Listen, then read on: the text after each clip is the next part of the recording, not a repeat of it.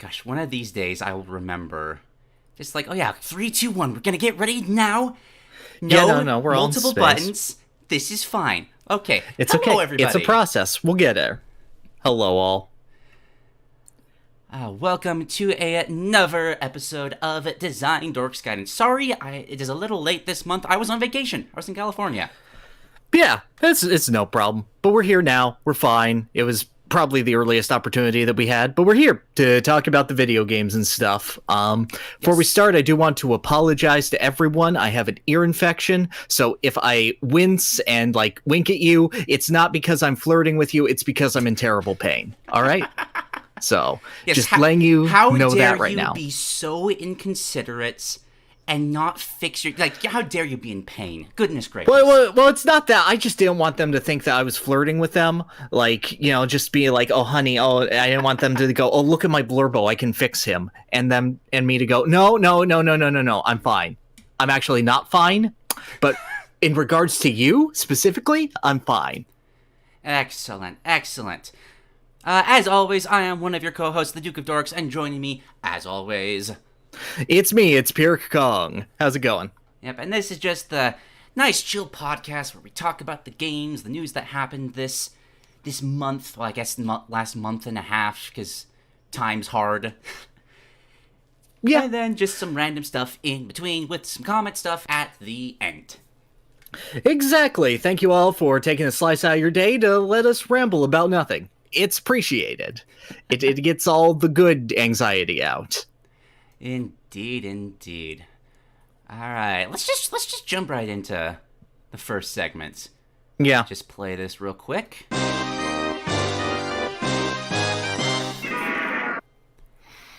And back. I'm gonna remember to play the music as well.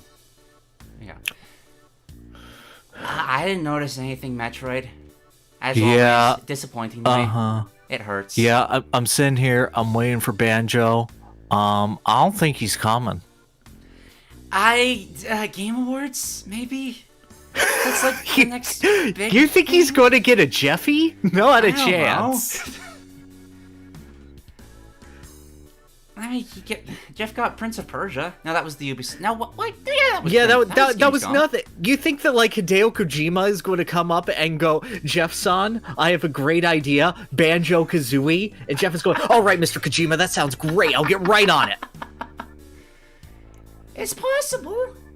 I know. I'm trying to throw you some kind of bone right now. Dude, you must be new to this. This is every year since 2008. I'm new to caring. I will admit. At least you got something. I've got like I don't think Metroid's happening until the next console.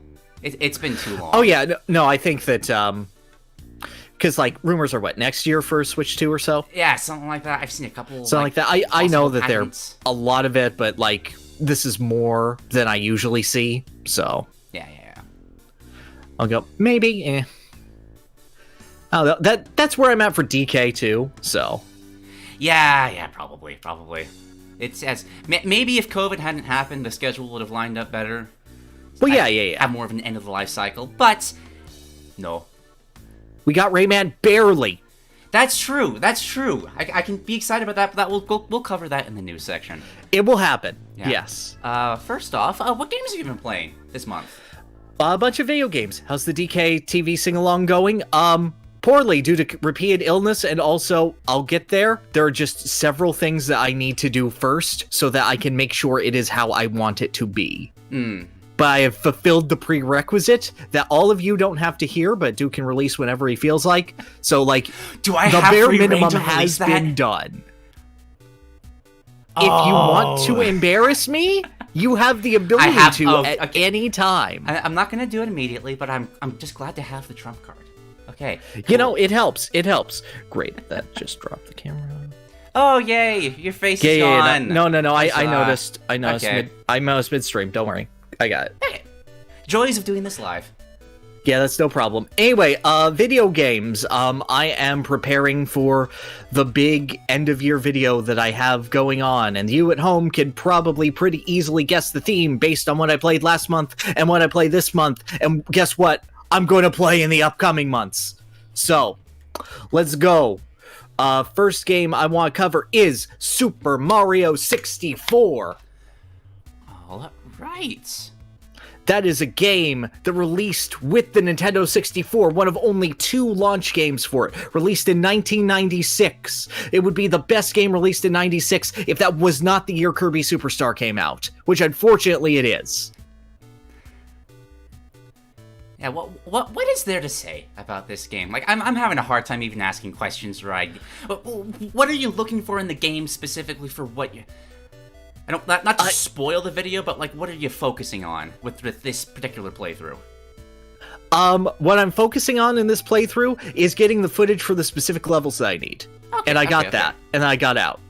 Notice anything new?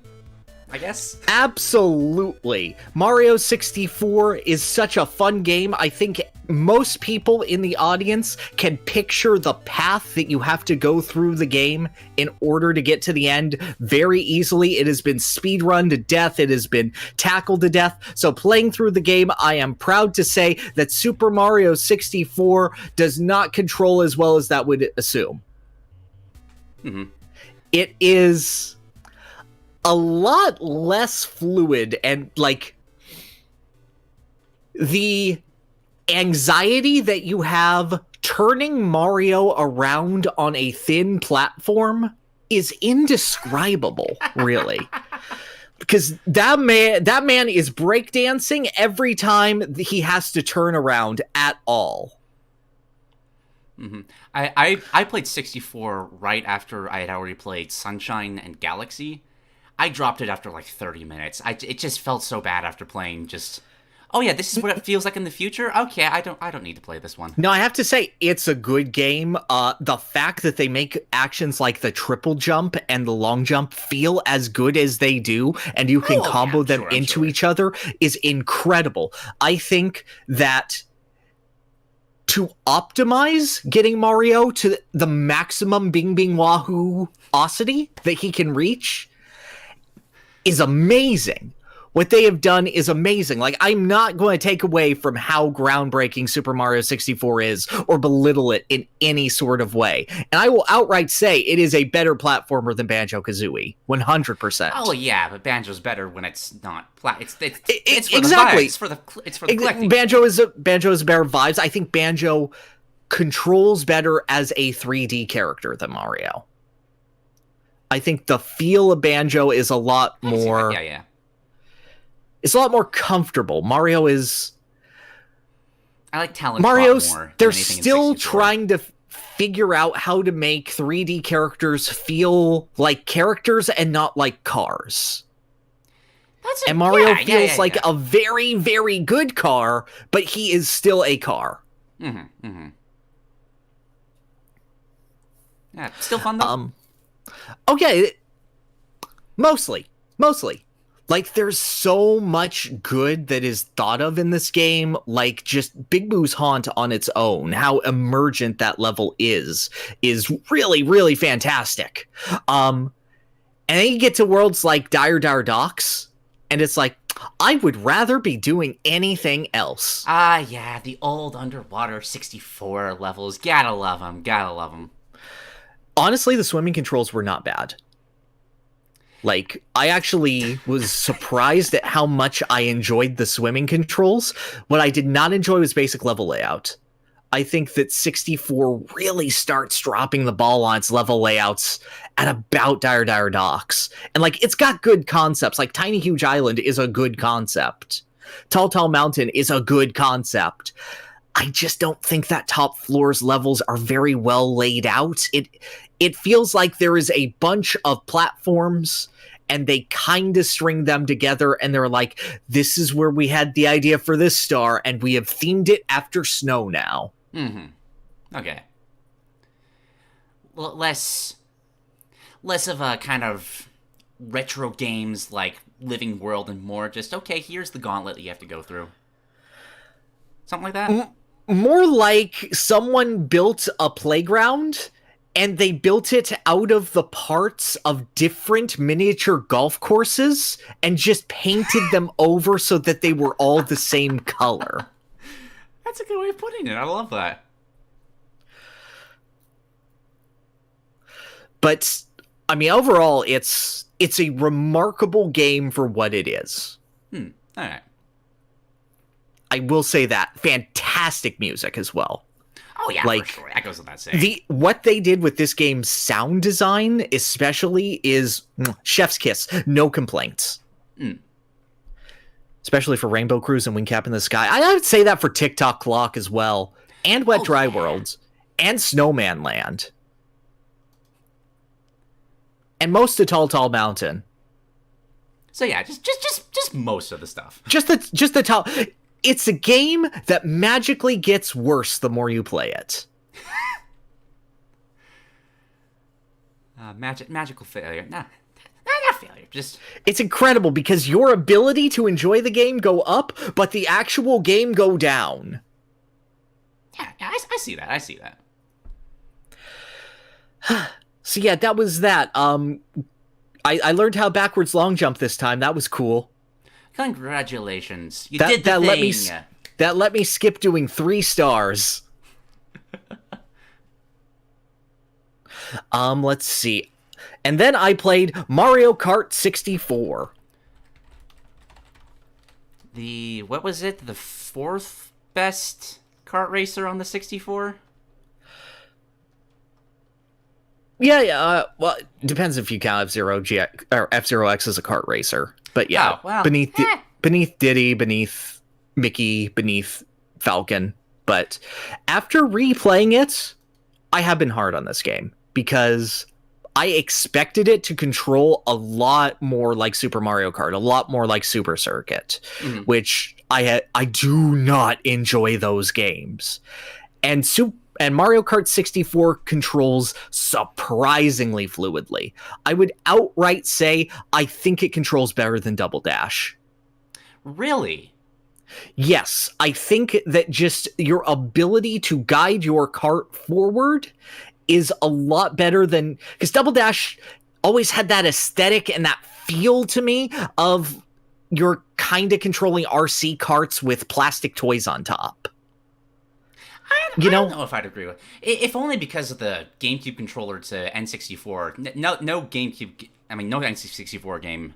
I'm gonna agree that controls better than the 64 game. You want to try that sentence again, Chief? Nope. I think I got the point across, and that's fine enough for me. Alrighty. No, I think that you just are bad at having 8 directions because it compensates for that controller beautifully. And when you have an actual controller with analog to control Mario Kart 64, it compensates for that really well. Oh, well, I felt fluidity with it. Switch Online version I might be able to stomach. And the more that I notice it, the more I'm like, dang, these tracks are really nicely designed. They're laid out pretty well. Your ability to maintain speed is the main focus. Your ability to turn and...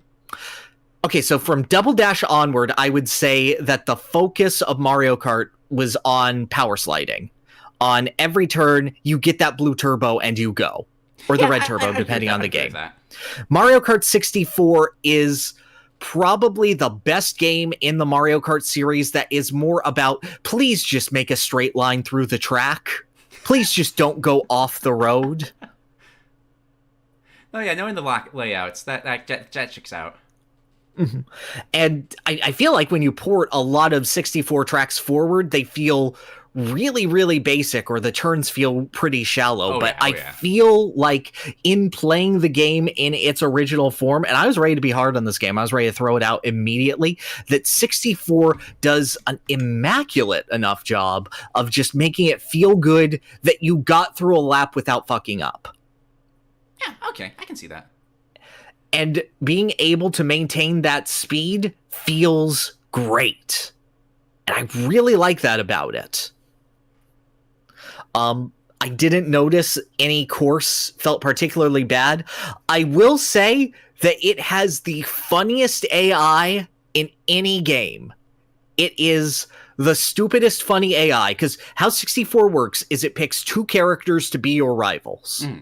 And those will always close the gap on you. But they're also competing with each other so that most of the time you are going to have a close match when you're doing a single player. Mm-hmm. Unless you are just incredible at the game and blow them out.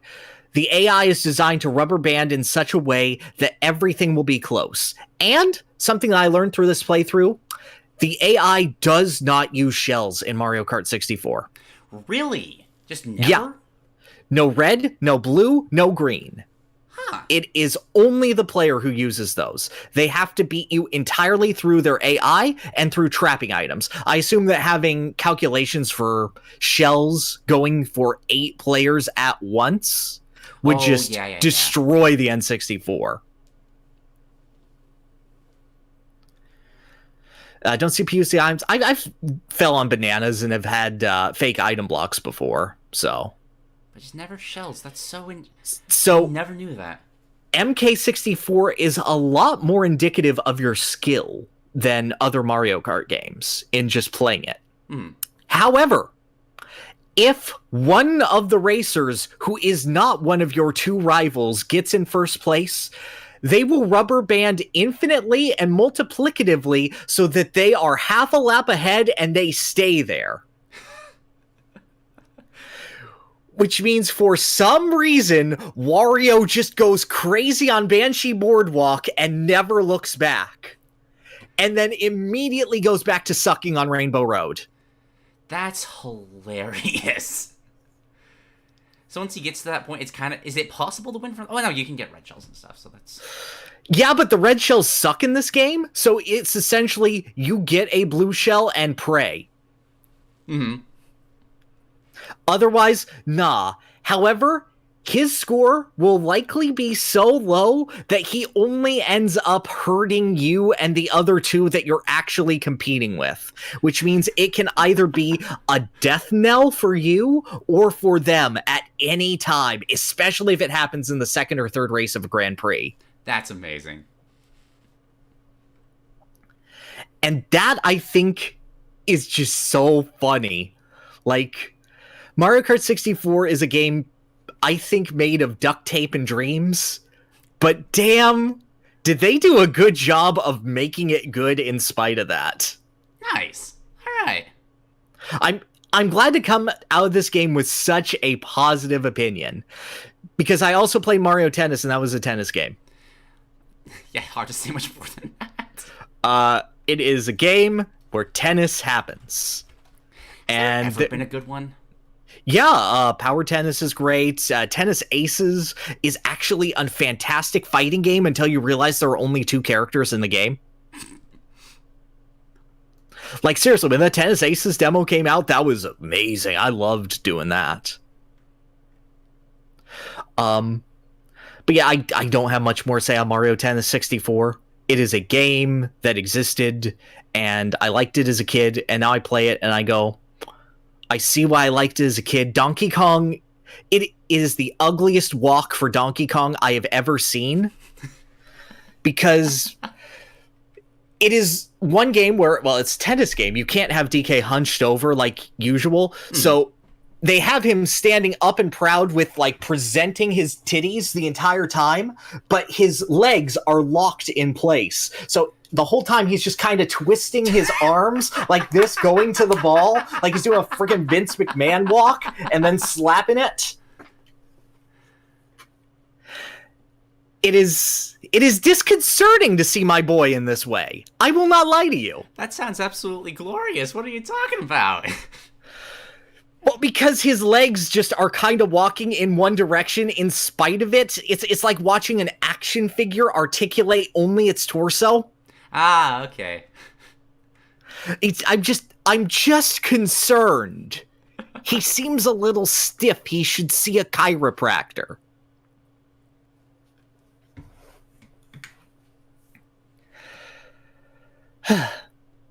Anyway, then the last short game I played was Mario Party Advance. What do you know about Mario Party Advance? I know it's on the Game Boy Advance, and I think that might actually be the extent of my knowledge. Awesome. Can you imagine how Mario Party would work on the Game Boy Advance? Probably poorly? Was your guess turn it into a single-player quest-based RPG? You could have given me 10, and I don't think I would have gotten to there. I hope it is, because that would be right. Mario Party Advance is a board game where you roll on a board to go to different locations in a single-player, massive map to solve random Yakuza side quests for people. Is it good? No. Oh, that concept kind of sounds fun, though. But it does have lines like, I am Bowser, gamer without compare. Oh, if I could get Jack Black to say that. If anybody. Aw man, I all alone in this cruel world by a thwomp after you go to him and go, no, I don't want to hang out. Yes. Oh, that's pretty good. Is it a bad game? Yes. Is it kind of funny? Yes. All right. Then. Like, King Babam is just a mafia boss, and all he wants to do is play a high or low game with you and be like, yeah, you cool. You could be part of the Babams now. Nice, all right. There are recurring detective segments. There are fetch quests so that you can make a Goomba have sex with another Goomba.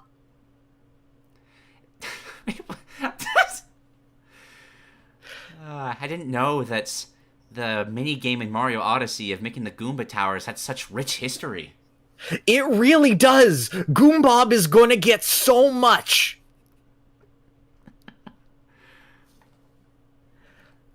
He's just a rich kid who can't go down to the beach to get the shell to get the Goombussie from Goombette. Oh, please never say that again. Isn't the final boss playing soccer against Bowser? No, that is the first boss. The final boss is just shooting a random amount of his children so they fall down random mine chutes. What? You're talking Koopa Kids or just... Yeah, Koopa Kids. Okay. Yeah. Green Koopa Kid, Red Koopa Kid, Blue Koopa Kid. The Mario Party Koopa Kids. Oh, not the Koopalings. His first family. No. No, his second family. His party-only family. Ah, okay. The one he presents people with. Yeah, it's full of single-player minigames. Most of them are actually kind of good. And some of them are actually nothing. Yeah, that checks out. That's Mario Party. Yeah. It's an odd balance of this is a good idea versus this was 30 minutes of nothing. 30 minutes, really?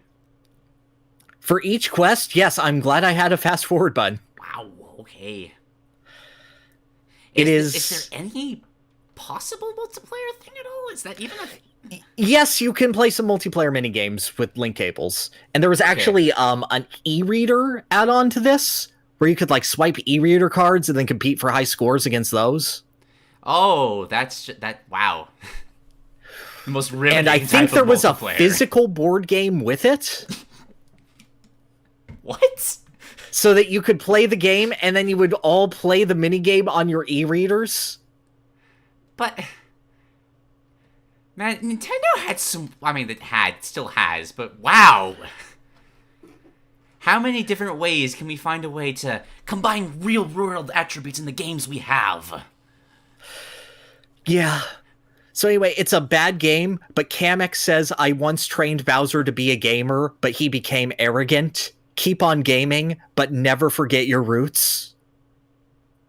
It's kind of so, you know, can it be a bad game if it has that? It's at least entertaining. It can always have that going for it. Yo, but how is there never a board game with amiibo? Like an actual physical intertwined. Animal Crossing Amiibo Festival? Well, yeah, but I mean like an actual using it for it and not like a shitty... I'm talking to a physical Are you game. just not asking an actual extra step? Because you still need to scan the amiibo in order to make it work. Yeah, but it could have been funny. You are literally asking for Animal Crossing Amiibo Festival, but also sell me $50 extra board. You could have had like the actual board on the gamepad. Is that how? I don't know how I didn't buy Amiibo Festival. I've never seen how that worked. Yeah, Mario Party 10 also had a mode where it was a 4-layer board or 4-quadrant board, and you can scan an amiibo, and it will change one of the quadrants to be your character's amiibo. Oh.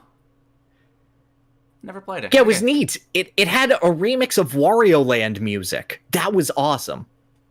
All right. Kind of okay. Racist. Okay. Yeah. So I'm done talking. You talk. Oh, okay. I barely played any video games. Like I only have like 3. That is totally fine. Mm-hmm. Let me grab just a tiny bit of footage. Very briefly, went back to Diablo 4. Like I think like a few hours. I'm like halfway through Act 4 now. And, like, I'm still having fun with it. There are a couple of really awesome boss fights. It's just really great set pieces of, like, oh, yeah, you're in a tornado, and this giant demon woman that's been shackled will burst out of it and, like, light the thing on fire or something. I don't... Mm-hmm.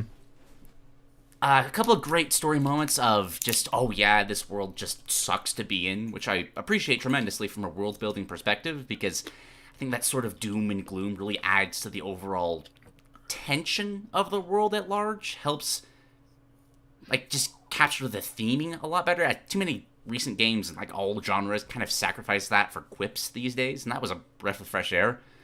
You say that, and Final Fantasy 16 is right there saying, "We'll get you a new brother, a real brother." Was that? Well, I need to know the context for this. I didn't see that part. A woman gives birth to a branded, and it's like, I could not wait to get rid of it. And the little boy next to her is like, Mommy, that wasn't a real brother, was it? No, honey, we'll try for a real one soon. Don't worry about it.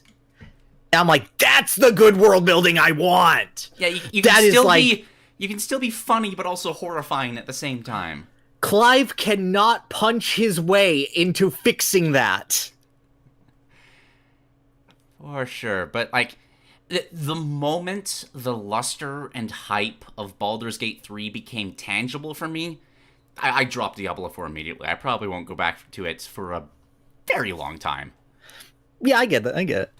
I also have played not a lot, but I think like maybe 5 hours of Pikmin 4. I love this game. This game is absolutely delightful. I mean, it's Pikmin. It's ridiculously charming. How do I get into Pikmin? What's the barrier for you? I guess I would have to ask, because this anxiety. game just appeals to me. Anxiety. Oh, just over like time limits or losing Pikmin or both? Yes. It's a game where I feel like this is very, very well made. I don't feel like I'm having fun at any point because I am worried. And I fear that it is not a series for me. I will say that Pikmin 4 has, at least in the early game, removed that feeling tremendously. Like, there's not really even like an overall time limit. Like, you don't have to wait like 30 days you run out of oxygen. There's nothing like that. See, I like that, like, thematically, that bit is fine. It is the individual day cycle that gets me. I don't know whether to say get good or stop worrying about being bad.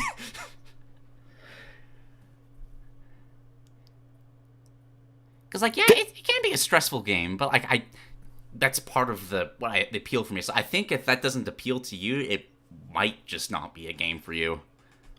Awesome, great. Wanted to establish that. That's why I'm not buying it. Okay. Dendori issue, I agree! I do have one huge complaint with this game that's been kind of getting in the way of my enjoyment for the rest of it. Mm-hmm. I really love to play this game co-op with my youngest brother. Mm-hmm. Pikmin 3 was great for that.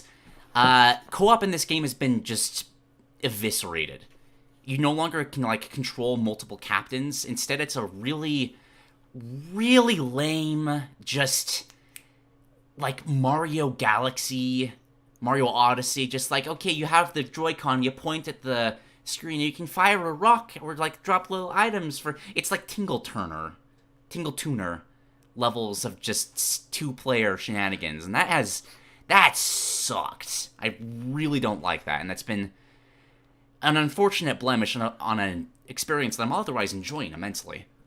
I apologize. You said Tingle Turner, and I'm just imagining Timmy Turner, but with Tingle's face. That's entirety. But as for the actual game, like this is I'm having so much fun with this. I like the caves in this a lot more than 2. They feel way more like directed puzzles and gauntlets rather than just like, oh yeah, here's another layer of this area. You kind of go around a little bit, grab the things, and then you go to the next one and the next one. But here it feels much more, there's a lot more thought put into the areas, which I really appreciate. Okay. Pikmin limits are neat. It's a great added layer of progression to slowly allow your army to grow larger and larger as you can command more and more. I like that. Oh, there are limits for each one? Yeah, you start with 30, like, total party size at all, and you can find little, like, how do I describe it? Like, seed onions, I guess? Onions that might actually get... That pacing might actually help me. Oh, yeah, the quite pacing's fantastic because of that. Like, it lets you get used to controlling larger and larger groups of Pikmin. I think this is the best first Pikmin for somebody to play. Like, no question. All right, okay. Cool, so if I bounce off of it, the series is trash. No, you just suck at it, and that's okay. So it's trash. Yeah, okay, Birdly, It's as trash as the Smash character. Got it. Ochi is great. Adorable, first of all, but it makes traversal and combat a lot simpler because you just hop onto Ochi, all of the Pikmin hop onto Ochi with you, and it just instantly completely removes the problems of Pikmin falling into the water when you're trying to go around a bridge, or like one or two of them walking into fire as you're trying to walk by it. Just such better just traversal overall. Mm-hmm. And then combat, you can just have Ochi charge into enemies while Pikmin are attached, and just all of them will latch onto enemies at once, which I haven't run into an enemy yet that just isn't instantly deleted by doing that. Combat feels a lot easier to me in this one. I hope I get some, at least in the early game, I hope there's some harder enemies later on, which I'm sure there will be. This feels like a surprisingly expansive game compared to previous Pikmins. No, good. Does it have moments of incredible existential crisis yet? Not yet, but I can see where that would start if I understand what the Dendori are properly. Which I think I think I do. I think that's just all. Okay, good, because my most treasured and despised memory of Pikmin is going to the Forest Naval, I believe was the level, and finding a giant mushroom man and throwing all of my men at it, and then watching as they instantly all turn into zombies, hate me, kill me, and are abandoned to be eaten by the wilds. And I immediately set the controller down and go, I am done with this game. How old were you when that happened? I need to know. 9? Yes, that's even better. Oh, I wish I'd played Pikmin when I was younger. I would have eaten that up. No, that was the end of the line for me. I love that. Anything else I can say about it? NPCs are great. Great return to like the you know how in the previous Pikmin game, like the first 2, you'd have, like, the encyclopedia where there'd be all this fun, thematic writing about, like, how these Pikmin captains are trying to explain the science behind real-world objects. Mm-hmm. That's back and, like, expanded on tremendously, and it's so much fun. Good. Yeah, if I understand right, there's, like, potentially dozens of NPCs to talk about in this game, and all of the writing is just delightful. But like Diablo, the moment the luster and hype of Baldur's Gate 3 became tangible, I lost all interest. So it might be a while before I touch that one as well. No, I get you. And that's actually all I have to say about video games apart from the big one for me. Got any others? Yep, just one more. This was also a light video game month for me because I broke my arm, like, 2 days after we recorded the last podcast, which was incredible. I've had the worst luck in this stretch of month, I gotta tell you. Summer vibes, gotta love them. So that was a solid half of this time where video game was an impossibility. I played most of Mario Party Advanced holding it like this with a frozen arm right here. And looking up. You didn't take up anybody's offers of like games to play with one hand? I tried. I tried. I was a little bit miserable. And then I was like, I'll play Honkai Star Rail. And it went, your session is logged out. Do you remember your password? And I went, no, it's on my computer, which I can't type at to check. I'm sorry for laughing. That sucks, but no. That's a fun mental image at the same time. We're in post. You can laugh. Okay, good. So anyway, the big game that I've played, just revisiting and continuing to gather footage because video games are a job, is Paper Mario. 64? 64. Nice. The first Paper Mario title.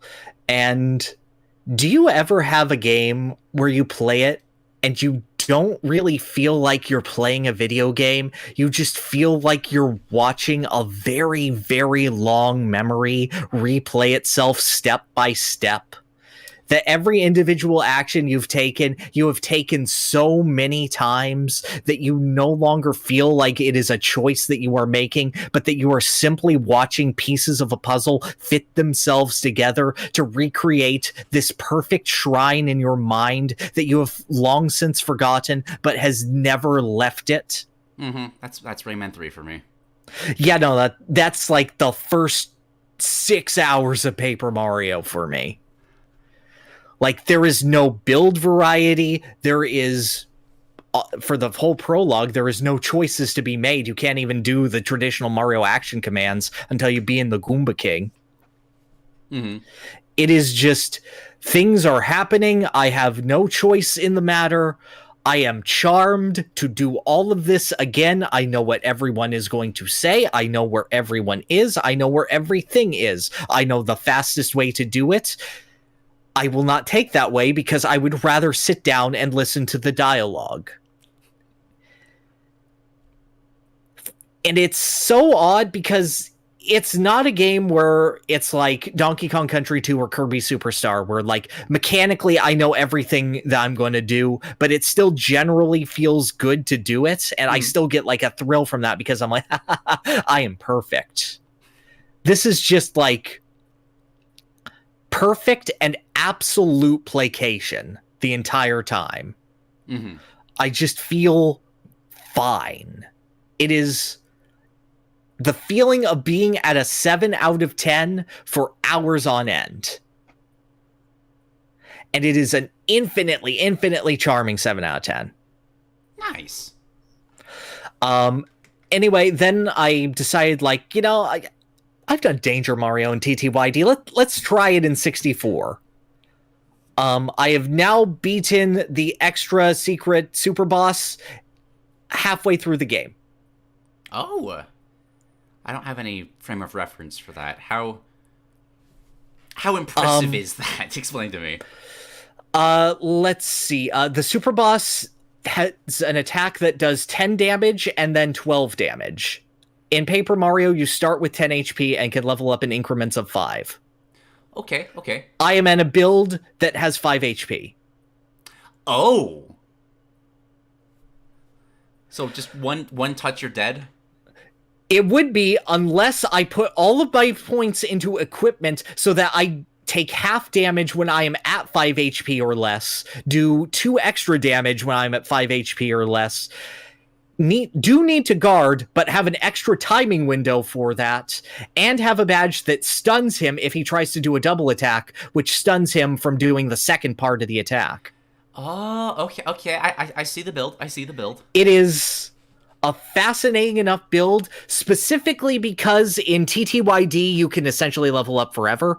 In Paper Mario, there are caps to your ability to level up certain stats. Like, you can only level up your badges up to 30 points worth. You can only level up your flower points up to 50 points worth.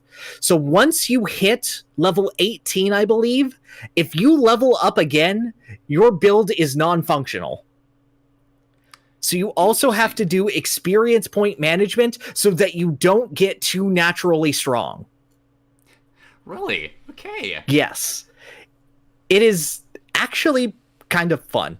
I will not lie. No, yeah, that aspect of it sounds amazing. Because you're only slowly getting the pieces of this, like, chapter by chapter to build it up, but you still have to keep yourself weak while you're making the build. So individual encounters, like Tubba Blubba's Heart and Anti-Guy, actually become really quite fun.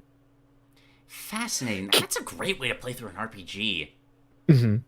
Like, can it be broken easily? Yes, it's an easy baby game for babies. 100%. But it is... the individual pieces that it gives you that you would only usually take one or two of before trying to make a more balanced build are so fun to stack together, and you can do it so creatively that I really, really appreciate the little nuance and minutia of the game. Oh yeah, for sure. It's giving me Nuzlocke vibes of just like, yeah, base game is just kind of snooze fest, but if you just start kind of making your own... path with it becomes absolutely incredible and engaging. Well, I wouldn't even call it, like, hard in any sense, in the same way that Nuzlocke is. I would call it, like, trying to do a Pokemon run with only one Pokemon, but you're starting with Dragonite. Okay, yeah. And, like, at the first, it's a weak Dragonite, and he doesn't have anything to deal with Brock. Because he's only got all normal type attacks. Mm-hmm. But then you get there and it's like, oh, it's Dragonite. I got it. And that has been the experience. Just delightfully charming writing. Paper Mario is oh, yeah, for sure. Really the first game that just outright wants to tell a Mario story. Because before this, Mario was obstacle courses. He was a world made of floating platforms. And the only exception to that being Super Mario RPG, which was intentionally a diversion for that. It's literally Square crashing into Mario and going, "You want to be an RPG now?" It's intentionally subversive. Mm-hmm. Paper Mario is the first time I feel like just the Mario world and the world building of Mario's world is played completely straight. And it's really fun. Mario has a really fun world. I just like little things, like after every chapter going to this couple who is like, we just bought a house. We're in the city now. Yeah, it's nice. There's nothing to do here. I'm freaking bored. There are terrorists all around the city now. That was exciting. The terrorists are gone. I'm bored now. That's amazing. Like, just... how much detail they go into. I don't think it's appreciated that every single NPC and every single screen of this game has to have unique dialogue for Goombario to tell you about it. Really? Yes, because his ability is Tattle, and he tells you about the area you're in. And you can do that to get puzzle solutions or for him to tell you about the general area. And sometimes you'll just be in a desert with 30 different screens, and he'll go, "I fucking hate sand so much, Mario. Mario, I am going to die. Mario, guess what? This screen has more sand in it. Mario, look, there are rocks. Aren't you hyped for rocks? No? Guess what? Same." I knew he had that for enemies. I had no idea it worked for the environment as well. Yep, and... you go up to an NPC, he will tell you about the NPC. Okay. And that will change if their state changes. Like, you'll go, "This is a Babam from Koopa Brothers Fortress." You find him later. "This is a Babam, formerly from Koopa Brothers Fortress. He's settled down now." Gosh, that sounds like the most charming thing ever. Yeah, I'm... gathering footage for this, I'm really impressed that Goombario has a character, because I didn't think he did, but now I realize, no, he's surprisingly jaded and also horny, and he's a child, so that's weird. But every single female NPC, he's like, "Wow, she is so cute. Mario, you think I got game? You think I got the Goomba Riz?" I don't know why Goombas are so horny in all of the games I'm playing. However...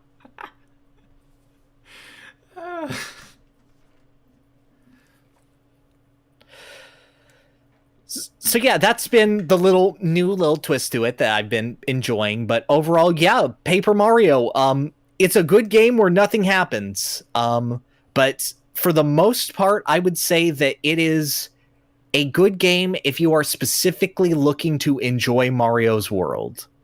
It is, honestly, I would say the best exploration of just a Mario game in general. Like, the first chapter is just an adaptation of Super Mario Bros. 3's Fortresses, because you go through the grassland, and every time you level up, it plays the Mario 3 grassland theme. And then you go into a fortress modeled after one of the Mario 3 fortresses. The final stretch of it plays the airship theme as you're dodging bullet bills. And the boss plays a remix of the Hammer Brothers theme from Mario 3 that would play if you were fighting Boom Boom. It is taking the elements that Mario has and fully exploring them as an RPG. And I really love that about it. And I don't think any other Mario RPG really capitalizes on that. Because most of them are usually Mario visiting another place, or a setup like Mario is in time, Mario is inside Bowser, Mario is in a dream. No, yeah, that makes sense. I never thought about the original Paper Mario in that way. Gives me a new appreciation for it.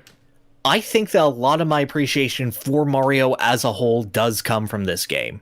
Oh, I can absolutely see that.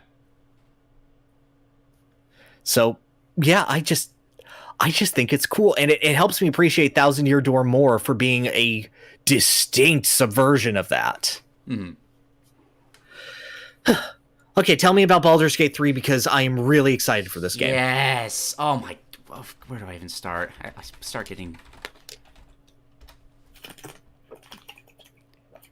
Gosh, I have to actually be kind of careful about the gameplay graphics. Where's the official showcase?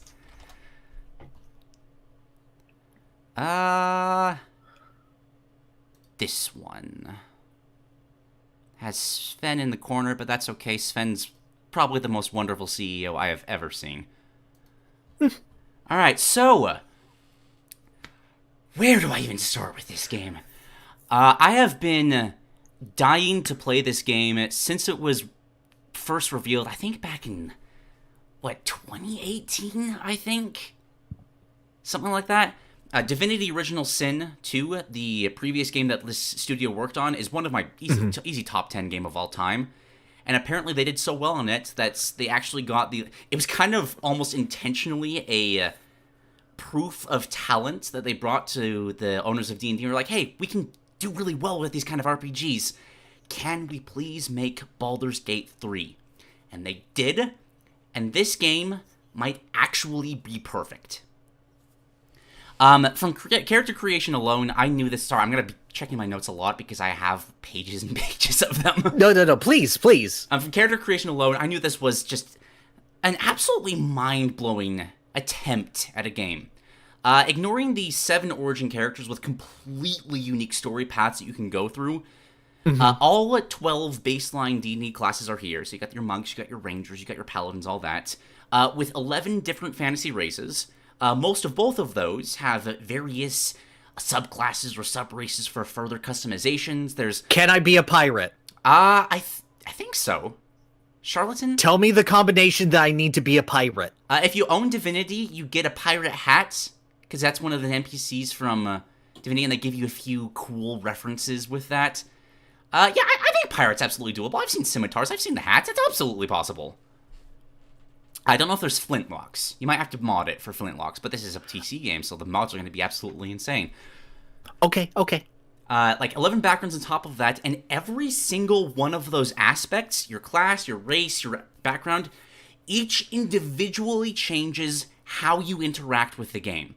A rogue or charlatan can suggest to stab someone in the back. A paladin grants options to actively step in to defend people that no other class has. I had a funny interaction while I was playing multiplayer with my brothers. One of us was playing a halfling, and one of our companions insulted them by just giving a playful jab about their height. Same conversation with our tiefling, and they asked if your horns are growing into your brain in addition to out of it. Like, there is an insane variety of dialogue and interactions in this game to take into account every single little minute detail that you could be doing. This is one of those games I could easily see playing dozens upon dozens of times, with every single playthrough being completely different. I started playing... Go ahead. Sorry, I'm seeing it in the chat. It's a really good D&D simulator. No, it is a really good single-player D&D RPG that is given to you by the most loving, considerate team of dungeon masters that you possibly can. Like, D&D is a group experience. I can say just from the limited scenes that I have done from this game and seen from this game and what I know of this game, it is the immaculate world building that you would expect from like a title like Witcher 3 or something, done in the framework of Dungeons and Dragons to make it actually kind of function. Absolutely. There are so many moments in this game that you can just tell they wanted to emulate that experience as closely as possible. For example, there is a genuinely stupid amount of just kind of back and forth banter between your companion characters. Mm-hmm. Just being like someone asking Astarion and be like, okay, just level with me. If you had to choose to bite one of us, who would you choose? Like, if you were okay with it. And just kind of just a small little conversation as you're walking that you can absolutely see being like a kind of role-play thing between different friends, just being like trying to find like fun little things to talk about in character. I had a great moment in a boss fight. It's the Goblin Camp. A lot of people have seen that. There's this big hobgoblin with this gigantic hammer. It hits me for massive damage. I was like, okay, this is actually really intense. I need to figure out a way to do this. And I look around the area, and I noticed that they have this spider pit that they've been kicking prisoners into as a kind of like messed up gladiator sacrificial kind of deal. And I realized that the hobgoblin is standing right next to that. And I could almost feel that moment of asking the dungeon master, hey, can I just push the big bad into the spider pits? And be like, okay, I roll for it. I rolled amazing, and it absolutely works. Yeah, and there are moments like that everywhere. I'm hearing this game from my sister, who is much bigger into D&D than me. She is currently, I think, further than what guides are allowing for right now into the game. And she said, yes, I have solved multiple multi-room, multifaceted puzzles by casting knock on a door. Yes. That's how this game works. You have complete creative freedom over however you want to approach any scenario. You can be stealthy, you can try to be diplomatic, you can avoid it entirely, you can instantly delete everybody by just sneaking around and pushing them off of buildings. Any build is viable. Like I talked roleplay earlier, gameplay alone, like I could see completely different, like wildly different builds and playthroughs just based on what spells are chosen or which stats are favored. Like 1 point in charisma could completely shift how you approach the game because it just allows you to do different things. Be the difference between convincing someone to stand down and join you or having to fight and kill them and lose them forever. I actually accidentally killed one of the main companion characters in my first playthrough because I couldn't convince her not to kill some innocent people, and I was like, okay, well, you're kind of an asshole. I'm gonna kill you now. And I didn't realize that non-lethal attacks do not apply to projectiles, and Astarion kind of one-shot her. You know, he would do that.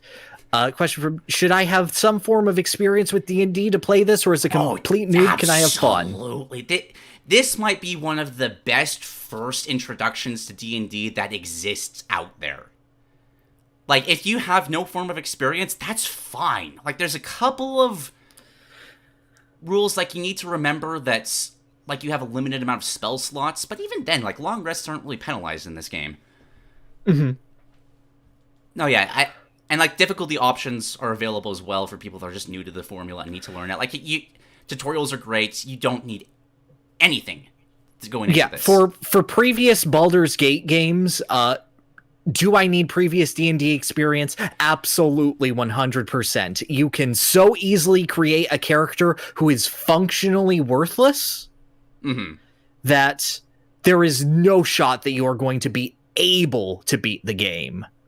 This game, I have seen D&D players individually craft their characters, and they will be exactly what the recommended build is. Like, they have actually built it so that you, a human being, can play the video game without doing the 10 hours of research necessary to know how to get a character who will be capable of playing the video game. Right. I do have a few hiccups with that. I don't like how they give, there's kind of two segments of 5e D&D right now. It's kind of caused a split in the community. And one of the latter gameplay aspects has been implemented here that I'm not as fond of. They took away the various stat buffs for different races, like you have Dragonborn who are much stronger, gnomes are more intelligent, and replaced those with individual abilities for each individual race, which, on one hand, I totally get why they did it, because it lets you do all sorts of weird, wacky builds, like you can have a halfling that's a barbarian, and that's just hilarious. Yeah. But at the same time, it also makes it so there are now objectively better choices. Like, not only are gnomes great as barbarians, they are, like, hands down the best choice for a barbarian because they resist mental magic. And I kind of just wish... I don't know. I wish it was a toggle that you could just choose one or the other depending on what you prefer. Because okay. I also kind of feel like it kind of takes away the charm of the gnome barbarian if you're kind of choosing that as the unoptimal option, because it still absolutely works. I've played unoptimal characters in real D&D, and it's fantastic. It's hilarious. Well, I think that playing unoptimal characters in real D&D is to your advantage versus absolutely. Doing it in a video game. Because in a video game, the DM will not fudge rolls for you. You have to deal with what the dice gives you. This video game fudges so many more rolls than any other DM would do for you. Yes, I agree that it is much nicer. However, it's how inspiration works. Like, it is much better. You can save scum also, which completely... Well, yes, but you can always save scum. But... And plus, I feel like this is a game that is best played if you let the dice take you where they want to go. Like, I think that is... Like, this is just personal preferences of D&D for me. But I feel like failure is just as interesting when it comes to success, when it comes to D&D. Because that completely changes the direction of the story. This is not a game that's necessarily designed around winning all the time. Like, I talked about that companion I killed earlier. Like, yes, that does lose me everything that her side of the story would allow for, but the game takes that into account. This game is brilliant in, like, taking every single scenario of, okay, is this character alive or dead? Do they like you or do they hate you? And just continuing to build a story in those various directions. I kind of want to see a playthrough where you just intentionally fail and just see what happens, because I'm positive that is an amazing story in this game. I've played a lot of games that try to feel like Dungeons and Dragons. Like, some get very, very close, but nothing holds a candle to the sheer breadth of these evolving encounters here that make you feel like the DM is having to react to the stupid choices that your characters are making. Right. Also, in terms of just, like, depicting classic D&D stuff, like, this has been hitting my heart in ways that few video games can. I actually got a little choked up seeing the Underdark for the first time. Just descending a ladder and just going deeper and deeper and deeper as the crystals become more and more alien, just seeing the entire underground expanse. Like, it gave me that same, oh my gosh, this is a real Avernum that I got from Tears of the Kingdom, but this is... Tears of the Kingdom, like, great game, very repetitive in its world design. This is like everything is meticulously crafted and it is gorgeous. Ranger's good and Paladin's still one-dimensional. I have not played nearly enough to answer that question. I have been playing as a Paladin, and that has been very, very fun. Every single time I get a choice between keeping my oath or breaking it, I'm just kind of sitting there awestruck, being like, okay, this is taking the story in 2 branching paths, and I've seen like 12 of them before this. It's so sweet. So, kind of one-dimensional, but you can break that dimension whenever you want to.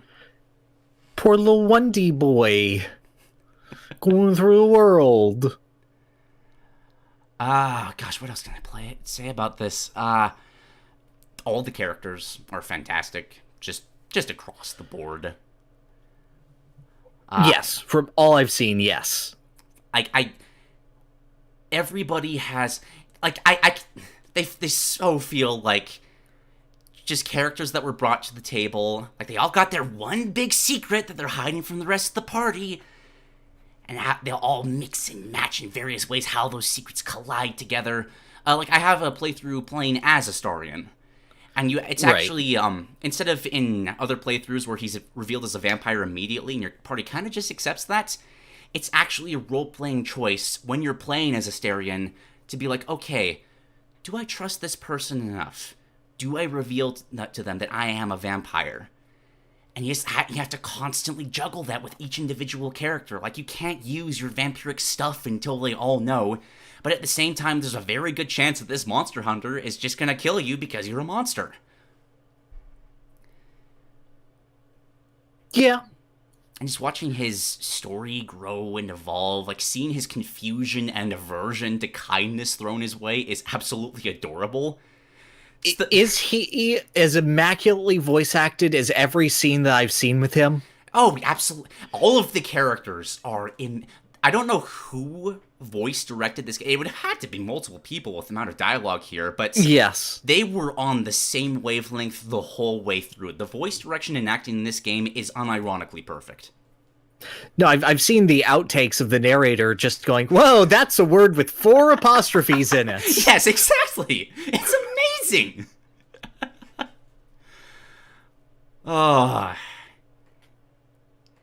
They all have, like, they hit every single spectrum of what they could be doing in the game. Like, there's an entirely separate set of voice lines just in case the characters are walking around regularly or sneaking. Like, they'll go really close to the microphone and whisper in case there's nobody else that's supposed to hear them. And there's just, like, alternate versions of that for everything. Like, these voice actors must have lived in a recording booth for months. I can only imagine. And especially with just how piecemeal the game was in coming out with its development, I assume that it was just a constant development of the character. Oh yeah, for sure, for sure. Like, I just want to praise Larian for the way they develop their games like that. It's very much a Hades style. Just like, okay, we want this game to be the best it can be, so we're gonna bring you guys into it, and we want you to tell us like what you want. You like this character? You want him to be more scenes? Okay, we'll uplift this druid to become one of your companions. We're absolutely down to do that. And they have just made sure that, well, you can't make everybody happy. So they take every single bit of feedback into the game and make sure it's as good as it can possibly be. It's essentially an indie studio that has grown to AAA size without sacrificing its independence for corporate oversight. Mm-hmm. And it shows tremendously. I have to say that just looking at it and knowing what they do and how involved they are with their fans, because I do know Astarion's personal quest for this game, which I will not spoil, but I will say... Thank you. Based on the feedback the community has had for that character, oh boy. Oh, things were done involving how people felt. I can't wait to see. What's crazy about that is there's like multiple stories to be told there depending on which direction the personal quest goes. No, exactly. And I just love that you're not going to get that from another game and from very few other sources of media. It's a very rare thing to be able to organically respond to feedback without feeling super abrupt with it. Without feeling like how Life is Strange did it with, oh, people hate this can quest. Let's mock the can quest in episode 5. No, yeah, this is a living, breathing game. I know they've said they don't want to update it too much, but like I want this game to live forever, man. I already feel like it's going to live forever. There is no way I'm ever going to see everything that this game has to offer. Yeah, you got a lot there. You can close the book, I think. And you could open the book and you'll be like, oh wow, a new book inside of the book. If you turn it upside down, it somehow reads an entirely different story in the other direction. If I open the other cover, it's a manga now. Yeah, just to give people a sense of how much variety is in this game, my brother has played the beta close to 30 times, and even he was flabbergasted over how he's never seen like individual starting reactions or interactions between various NPCs. I want to see a playthrough of good and evil pass through every character. Does Will fight his demons, or does he join them? Does the Dark Urge... By the way, the Dark Urge is the best. Do you have the Dark Urge? I haven't tried a playthrough yet, but I'm absolutely going to. Just having this... I remember in development they were complaining about how people weren't choosing the evil options. So it seems like they literally made a character origin that's like, okay, it's going to force you to choose even worse than the evil options. And I just can't wait to see how they made that happen. Do you know how specifically that functions mechanically? I know, like, I saw a demonstration of when the character Gale is introduced. Like, he's stuck in a portal and just kind of holds his hand out. Yes. Just like, hey, can you help me out here? And, like, you can choose to leave him there or, like, give him a hand. The Dark Urge will rip his arm off. Yes. But, that's because you have an option of think about how it would feel to rip his arm off, and then you black out and you do it. I can't remember if it's actually, like, you have to roll the dice to resist it. I hope that's how it works, because that's fascinating. So this is how it works. The first time that you see an option that the Dark Urge really wants you to pick and you say no, it will let you. Every single time that you do not pick a Dark Urge option, it will roll against you until either you pick a Dark Urge option or it forces you to pick one. That is exactly what I was hoping it was. You have to sate it so that it will not fuck you up in a decision that you definitely don't want it to trigger in. Oh, that's so good. These developers are, the people who make this game are my heroes. Just straight up. This is my favorite video game studio. Like, it's not a question in my mind. It has been for a while. Divinity was also like a top 10 game. This is blowing that out of the water in every single way. I'm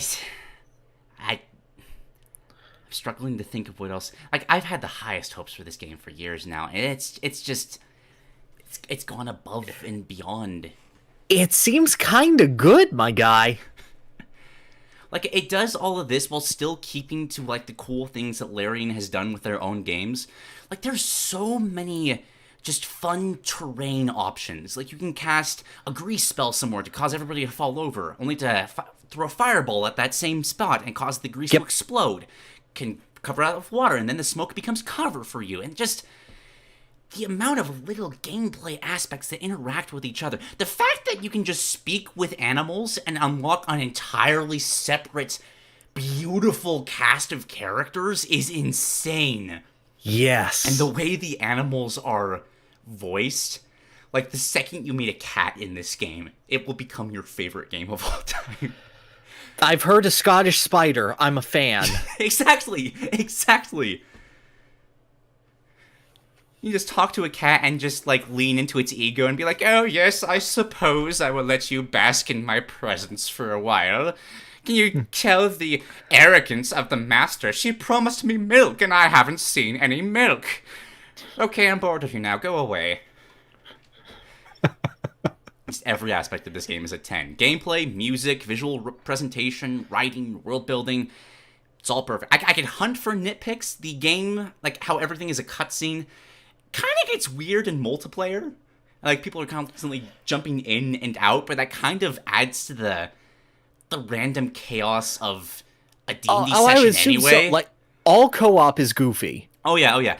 This is D&D co-op if each individual character had their own separate dungeon masters, and it is just hilarious to have when people say, hey guys, I'm in trouble, and just watching them in the center of this blazing inferno as they're standing on top of a sarcophagus as fireballs are whizzing over each other. How do I turn this off? It is just amazing. Good. This easily gets into my top 100, and I can see a reality where this continues to rise to become my favorite game of all time. Like, I can easily see that. It's kind of cheating, because Dungeons and Dragons is my favorite game of all time. But it's perfect. It's everything I wanted. If it's like your favorite D&D if it's like one of your favorite D&D campaigns, then who cares? That should count. Oh no, it absolutely counts. It's like saying, oh yeah, Dragon Quest shouldn't count because it's based off of D&D or adapted from D&D. And therefore everything that Dragon Quest inspired should also not count. And when we really think about it, everything's just Lord of the Rings at the end of the day. Everything is just Celtic mythology at the end of the day. Nah, I think Tetris Attack is separate from Celtic mythology. Just Tetris Attack, though. Panel de Pon is not. Fair enough. Yeah. I think I'll stop here. I've got so many more stories to tell, but I'm pretty sure this is going to be the only thing I'll be bringing for the next several months.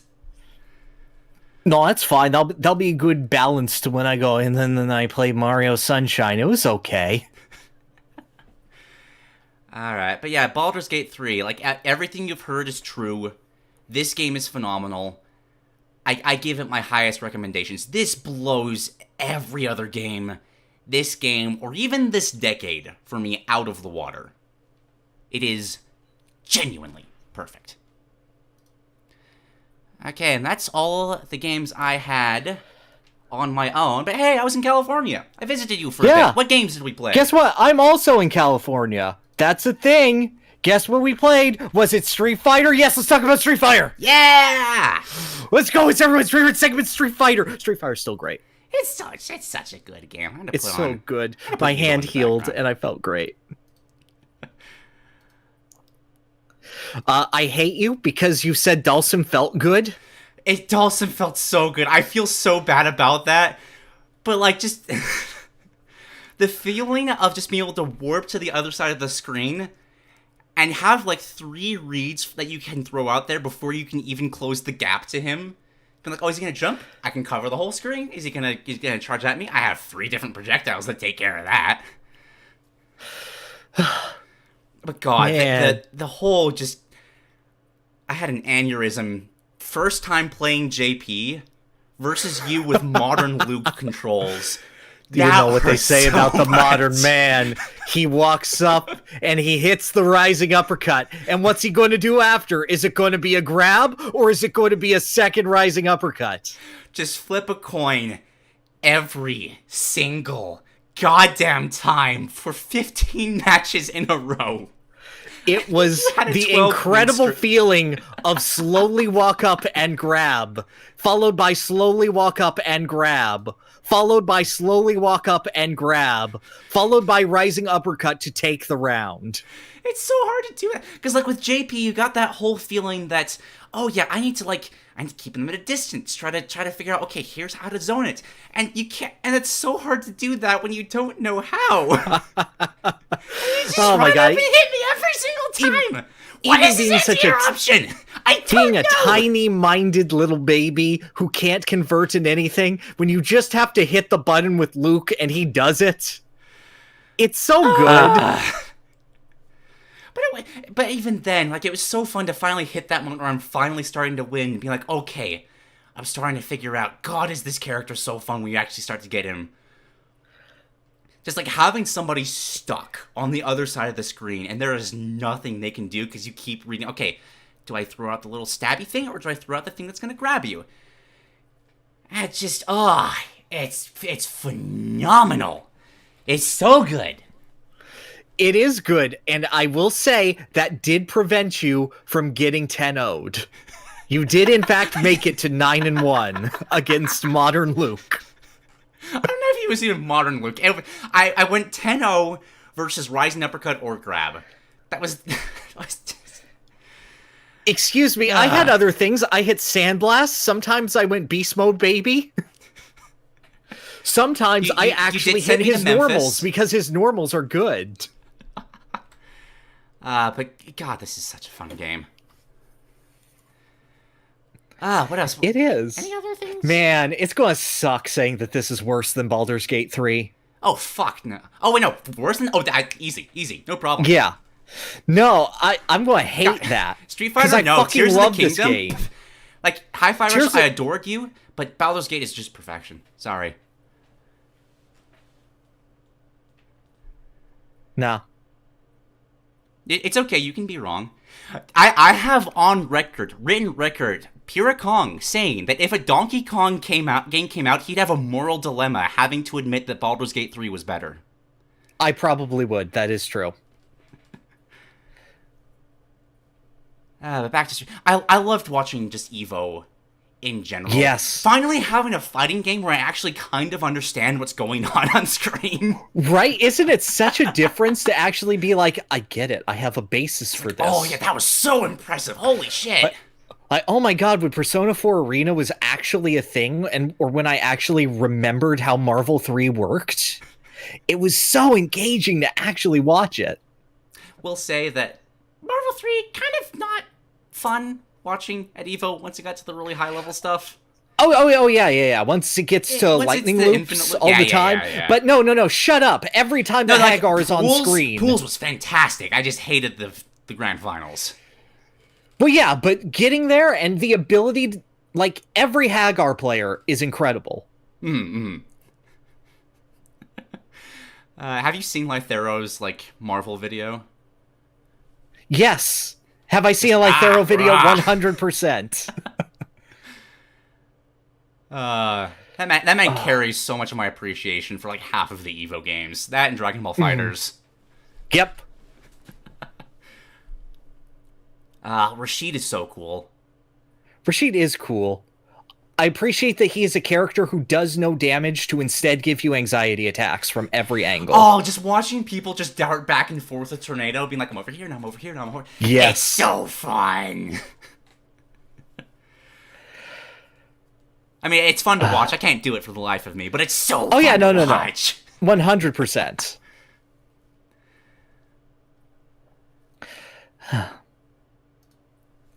Yeah, that's good. I'm sure we'll have more to say on SF6 more. We did actually, speaking of Lythero, did play Dragon Ball FighterZ. Oh yeah. That was the first time I ever cracked that game open, and boy, is that a game that instantly makes you feel like Dragon Ball. Right. I don't think it's nearly as good of a fighting game, but I think from the sense of hit the buttons to get to the Kamehameha, it is great. Oh yeah, for sure. Just being able to actually pull off, like, okay, I've hit like 20 moves in a row. This game kind of plays itself, but it feels so good while doing so. Right? I mean, there are things that you do and there are mix-ups, and like, Dragon Rush is free until you realize it's not.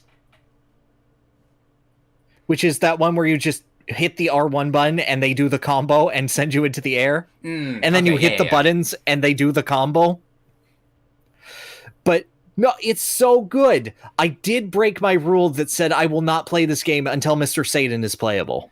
Oh, you betrayed Mr. Satan? I did, because you were my friend. Okay, that's fair. I appreciate that. Thank you.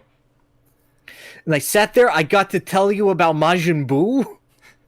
It was very funny, just having no idea who the characters were, and just kind of trying to give my basic first impressions. Be like, no, yeah, that's pretty close. It's pretty close. Yeah, you got it. Isn't that great? Well, I'm going to make you into a cookie now. Just what was it? Nappa feeling like the initial Fire Emblem boss, and apparently that's spot on. That is exactly what Nappa is. Right down to that initial boss going to their boss and begging for forgiveness and dying. Nice.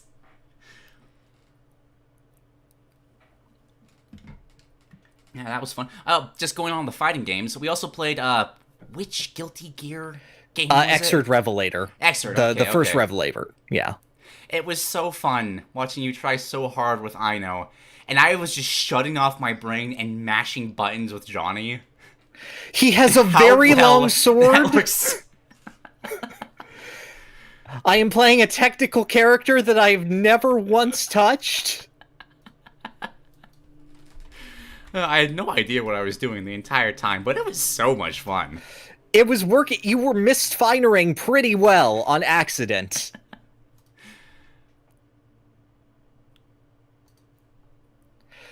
Oh no, Slayer's good. Slayer's such a fantastic character. That's an S tier easy. I like when he go in and he just is fast and is everything that I want from Rushdown. Every animation that he has is just my favorite animation ever. He does not give a shit about anybody or anything. He loses and he's just kind of reclining. He's been like, okay, yeah, I guess I'll let you have your moment. You can pretend like you won. Bro, I was so weird to use, but I always want to play her. Same! She is so good looking. Usually with the jacket, but, you know, with the things and the glasses. No, I'm right there with you. I'm right there. She's ridiculously attractive. I did not realize that May was a charge character until I realized, oh, she's just a Honda. Okay. Oh my God, Faust. I love Faust so much. Those May vs. Faust games where you can just open a door anywhere and you're just there, like, okay, I'm at my next patient. Every single little thing he does is my favorite thing ever. And I'm like, he's hopping on this full... He's a serial murderer. He's the best and he's serial bald. murderer, then. No, he's not. Just that moment of just May horrifyingly be like, I think I understand you. You're bald. For the win quote. Yes. I can never land his instant kill, and you got yours on me. I was so upset by that. Yeah. Because I'm sure it's... Because I've seen that. I know it's like the hair afro thing, and that's so good. What a fun game. I didn't know what I was doing, but what a fun game. Yeah, exactly. You should have played Bedman. I should have played Why didn't I play Bedman? I don't know. He has those mechanics that are the same as Echo is in Project L with the time delusion we got stuff. some new stuff. I'm so excited for that game, too. Evil was so good. Uh-huh. And then one last game that we played, which was just a minor game called Donkey Kong Country. Because of course. I will say probably my least favorite of the ones we played. I feel like the other two just have so much more... I can tell this is the first one, you know? Yes. Yes, I agree. Like, the secrets just aren't as fun. Like, I feel like the environments do a really good job of feeling like a single interconnected world. I do appreciate what it does for, like, Donkey Kong's universe. Yes. But at the same time, I really like the really cool themed carnival rides and pirate worlds from the other two games. No, I do agree with you. At the same time, I feel like this is the most arcadey pick up and play. Like, I felt like every time that there was a death, we just immediately got back in it. Oh yeah, 100%. Like, I think that this is just the fastest feeling DKC game. Yeah, I can see that. Whereas I know that DKC2's movement is faster, but at the same time, this is just the one that you go through the fastest. I think it's a thing of pacing. I think the pacing in this game is really, really good for that. It just flows effortlessly. Mm-hmm. I love the moment of accidentally getting the skip on that snow level. Yes. No, that's how it happens with everyone. And trust me, I was determined to wait until either you accidentally got it or you managed to get through the barrel puzzle. Yeah, it's so funny because I was convinced it was like higher than that. Like you had to shoot upwards and it would shoot you lower. But like nope, it's like oh, I missed that one. Like oh. Yeah, no, it's just underneath the third barrel. All right then. I love Cranky Kong so much. Cranky Kong is so good. Every single word out of that character's mouth. I definitely understand your qualms with movie Cranky Kong much more. Just having the experience of all these games now. Like, he's good, but, like, this Cranky Kong that's in this game here is better than, like, the vast majority of Nintendo's characters. Oh, yes, completely agreed. He's top 10, no question. Maybe even top 5. Like, he's such a fantastic joke that only works if the game is good. Exactly. But yeah, fun game. It was fun. It's fun playing Donkey Kong with you. I never died. I lived forever. That's not true. That one moment of you saying almost exactly that as you were falling into a bottomless pit. Fine, yeah, No, I said, I don't need it. I'm not going to get the bananas. I'm going to live forever. And I knew I was falling into the pit as I was saying it. Guess what? It was funny. I was sometimes dying. you are allowed to die to be funny, guys. It's just a grand old time. 100%. Also played Crash while I was there, too. Almost forgot about that. Oh, that's right. You did play Crash 4. I was not expecting to love that game as much as I did. I only got through, like, the first 2 worlds. Am I remembering that right? Yeah, through Engine. You got... No, there's not really a tutorial in Crash. It's actual game, but you got through Engine. Yeah, my goodness. I have been sleeping on Crash Bandicoot. Maybe just the 4th one. I feel like a big reason I'm liking it is a big part of, like, the themings and the masks and just that moment of getting the blue one that swaps. I can't remember his name. Lonnie Lowly, yeah. Yeah, Lonnie Lowly, and just kind of watching this environment swapping and realizing that, oh, okay, this is going to get crazy later. And then, like, 2 screens later, being like, oh, no, it's getting crazy now. Oh, it's crazy now. No, you ready? But that game is my favorite type of difficulty, because it always feels like such bullshit, but at the same time, you recognize every single time, no, this is possible. This is on me. I just need to figure this out. And that feels amazing. The combination of Crash 4's double jump with how the levels are laid out means that I think that it has probably the least bullshit deaths in the series. It's just asking a lot of you. Like, you have the tools to even correct mistakes midstream. The issue is, damn, you can make a lot of mistakes at any moment.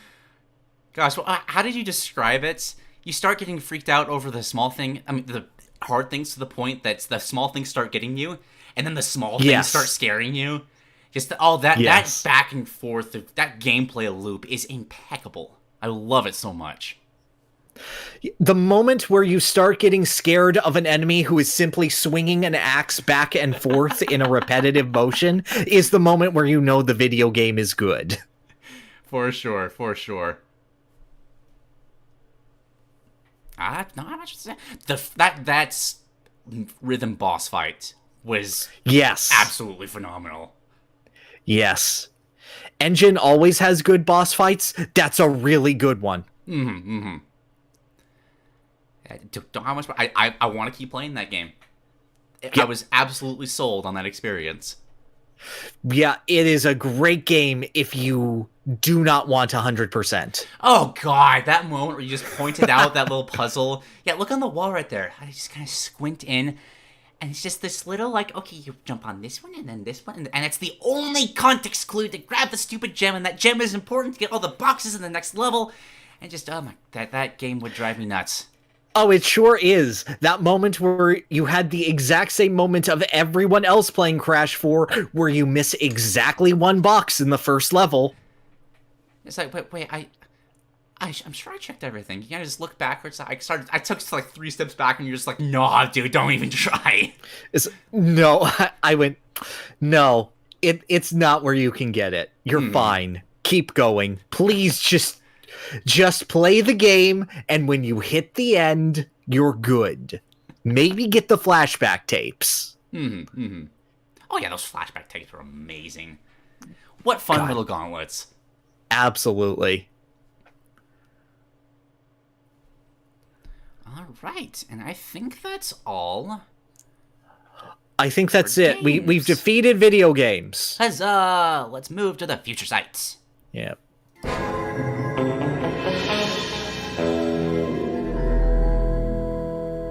future sight. I forgot to update the transition again, but it's fine. Okay, cool. Alright, what we got? Alright, so we got plenty of things. Limited Run Games actually announced a lot of things. And a lot of them were really cool.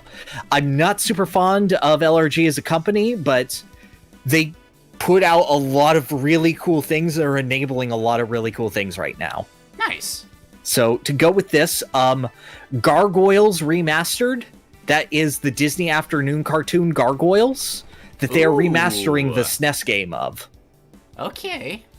Which is just cool. It's not as good as Aladdin or a lot of the other Disney Afternoon games that are well known, but it's Gargoyles.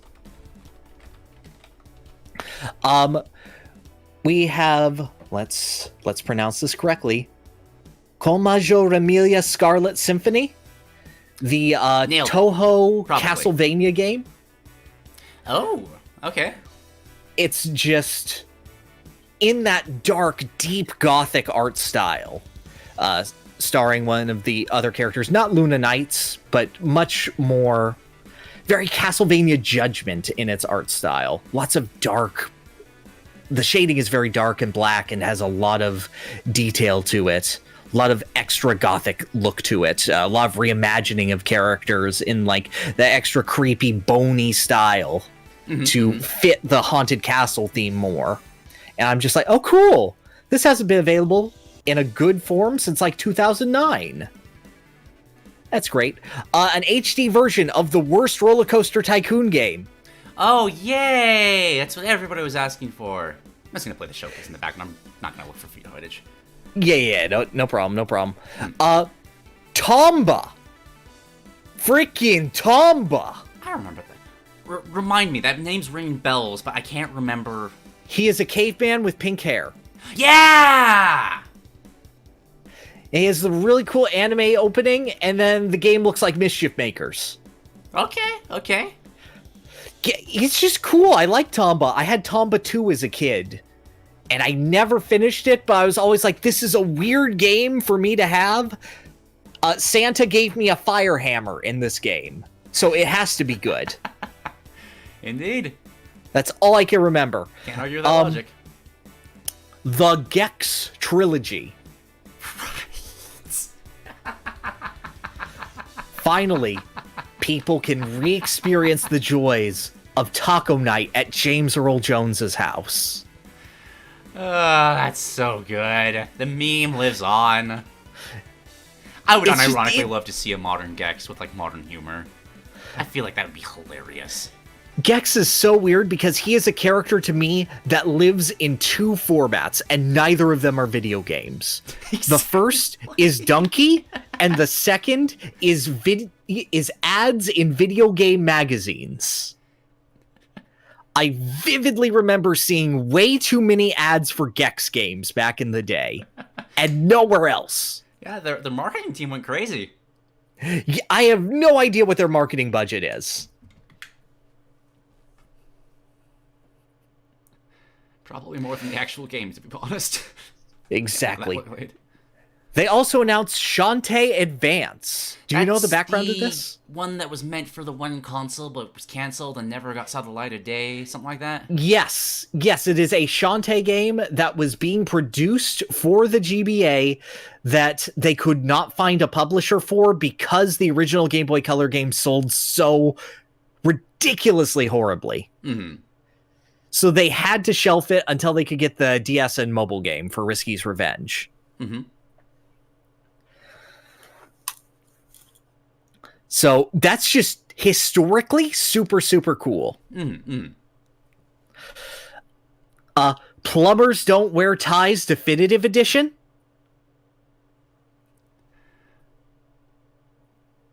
You're not reacting as much as I thought you would. I don't know what Plumbers with Ties is. I'm trying to go through Plumbers Don't Wear Ties.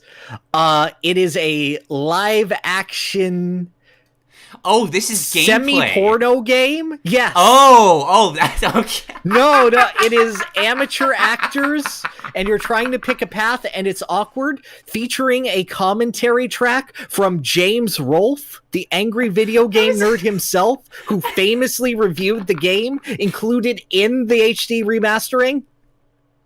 I was just trying to find the gameplay in, like, the YouTube thing, and no, it was all of it. No, that's the game. Like I said, you weren't reacting enough. That's great.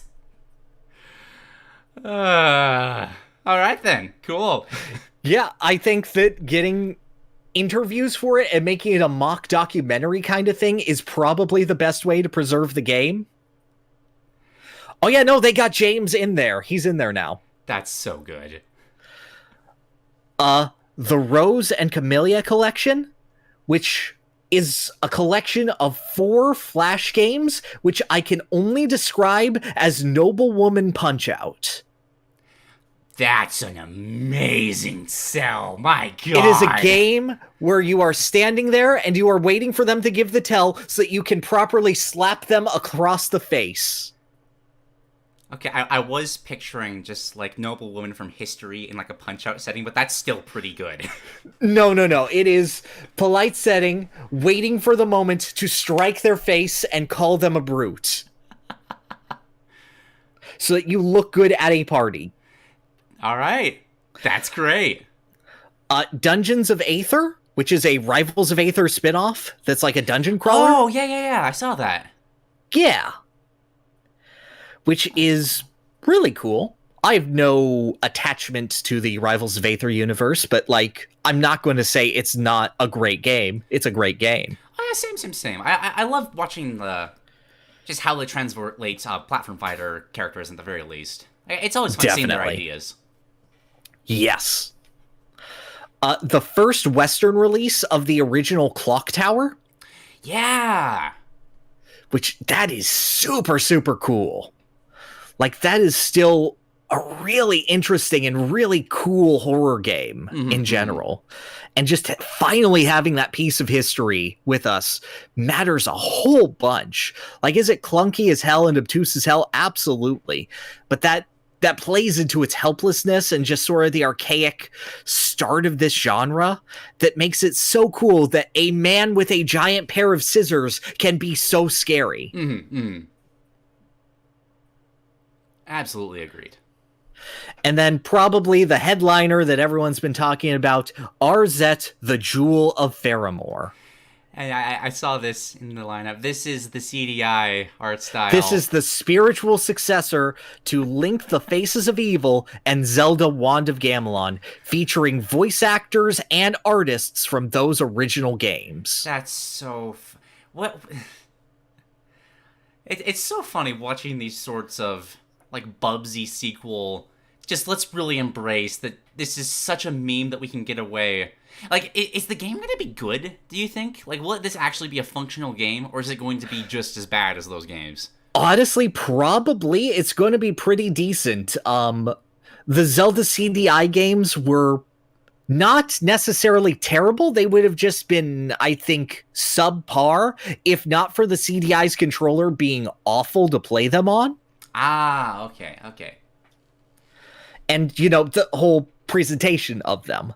So there is a distinct possibility that the game will actually play well because the Zelda 2 framework is kind of nice. Like, there's stuff you can do with Zelda 2. I love the splash art for the game, where the main character has the smuggest look on her face, being like, oh yeah, this is a CDI game. Yep. I know what this is, and you're going to enjoy it. That's all you need. Oh, the joys of seeing people pop off to the spiritual successor of Morshu was just a beautiful moment in my existence. For sure.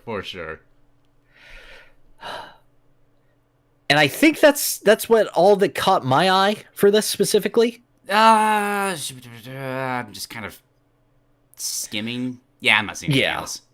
All right. Cool. All right, then next is Castlevania Nocturne will premiere September 28th on Netflix. Oh, This is picking right. up, and that will be the adventures of Richter Belmont. Probably not going to play this. That's a good way to get a copyright strike. Yeah. But yeah. I know I enjoyed Castlevania, like the later seasons, a lot more than you. How are you feeling about this continuation? You hyped? Not so? I'm glad that it is not Trevor again. I love Trevor. I'm done with him. Okay. Like, moving on to these characters will benefit the series immensely, and there are a lot of ways to nicely carry over elements without overdoing them. All right. There was the fear of seeing Sexy Cultist Lady, and in my heart of hearts going, oh god, is that Shaft? That is not a character who should be named Shaft.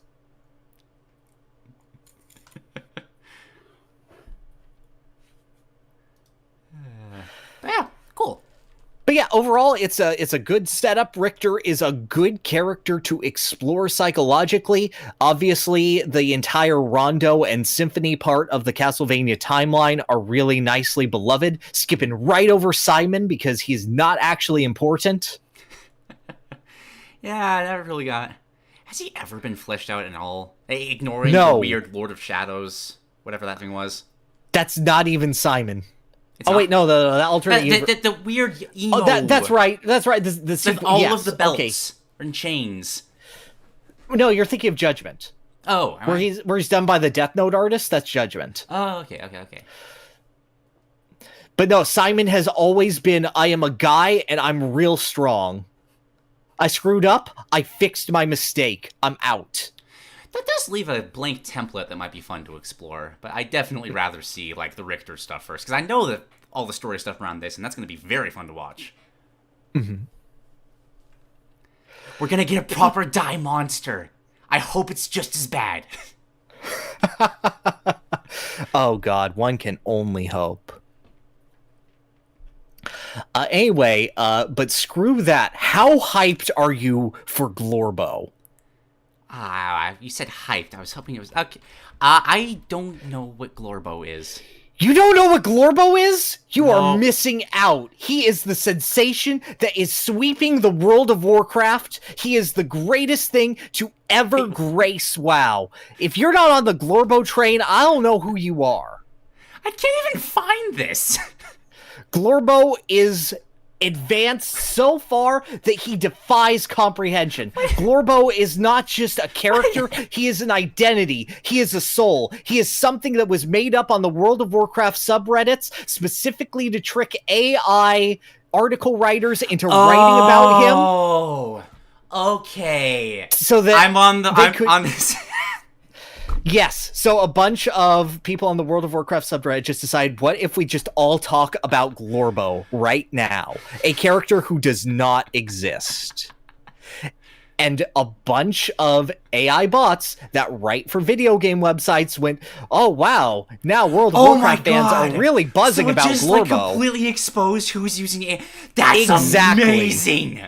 How have I not heard this story? Glorbo is the justice that we need in this society. Oh, I'm so happy. This is the best story. I don't care who it... I need Glorbo in Smash. I need Glorbo in his own game. I need a Glorbo movie. No, I need my Leroy Jenkins as well, but it's like a tag team fighter sort of deal. Let's get all the memes combined, coalesced into one. Exactly. It's a 3-man team of Glorbo, Hogger, and Leroy all fighting. Yo, if Heroes of the Storm gets revitalized, perfect way to do that, make an actual Glorbo character, and it only appears in that game. Yes. If Heroes of the Storm gets revitalized, I will make a Glorbo video about how he should be implemented in Heroes of the Storm. So anyway, that's all. But like, No, I'm so happy you shared that. my pleasure. That's the happiest I've been about Warcraft in years. Speaking of communities saving their game, versus Saxton Hale was officially added to Team Fortress 2. Hey! Nice. Yeah, weird update for TF2 to have, but like super, super cool. Remind me, this is basically just it's the asymmetric kind of team versus the superpowered Saxton. Okay, yeah. Exactly. Yeah, it's Saxton Hale. He jumps around and he scales based on how many people are against him, and he punches you so hard that your skeleton dies. It's been around for years, but now it is official, thus making Saxton Hale finally officially playable in a video game a solid 15 years after his introduction? Something like that, yeah. It's been forever. But hey, I hope this is like the first steps. Like, Overwatch is dying right now. This is the perfect time for Valve to go. Like, wait a second, we have a game right here. Could we use this game? Oh my god, I'm so happy seeing the Overwatch 2 Steam page, and not only seeing overwhelmingly negative reviews on it, which is lovely, but seeing that it outright is missing the artwork tab. Oh god, I didn't even know the next season started. Like, the PvE stuff is actually out right now. Mm-hmm. And it's just... Man... It's such a bittersweet laughing, because, like, I love laughing at it so much, but at the same time, I still like these characters so much. I watched the cutscenes, I felt happy for a second, and then I just felt bad, and then I left. Mm-hmm. That's what they asking you to pay for. It was literally like an hour's worth of gameplay for the PvE stuff. That's it. That's the paid content, because that's Blizzard right now. That's what we could salvage. Yay! Okay, go on, move that up on the docket because that's too good of a transition. So, but speaking of why the artwork tab would be disabled on Overwatch 2, Street Fighter 6 tournament was disrupted because of a new Chun Li mod that the owner of the console refused to uninstall.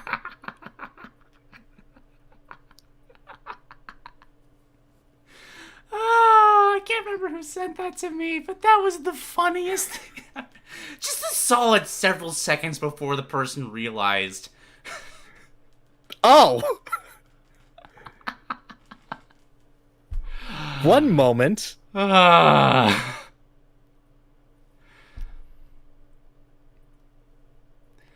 there's nothing further with this story, however.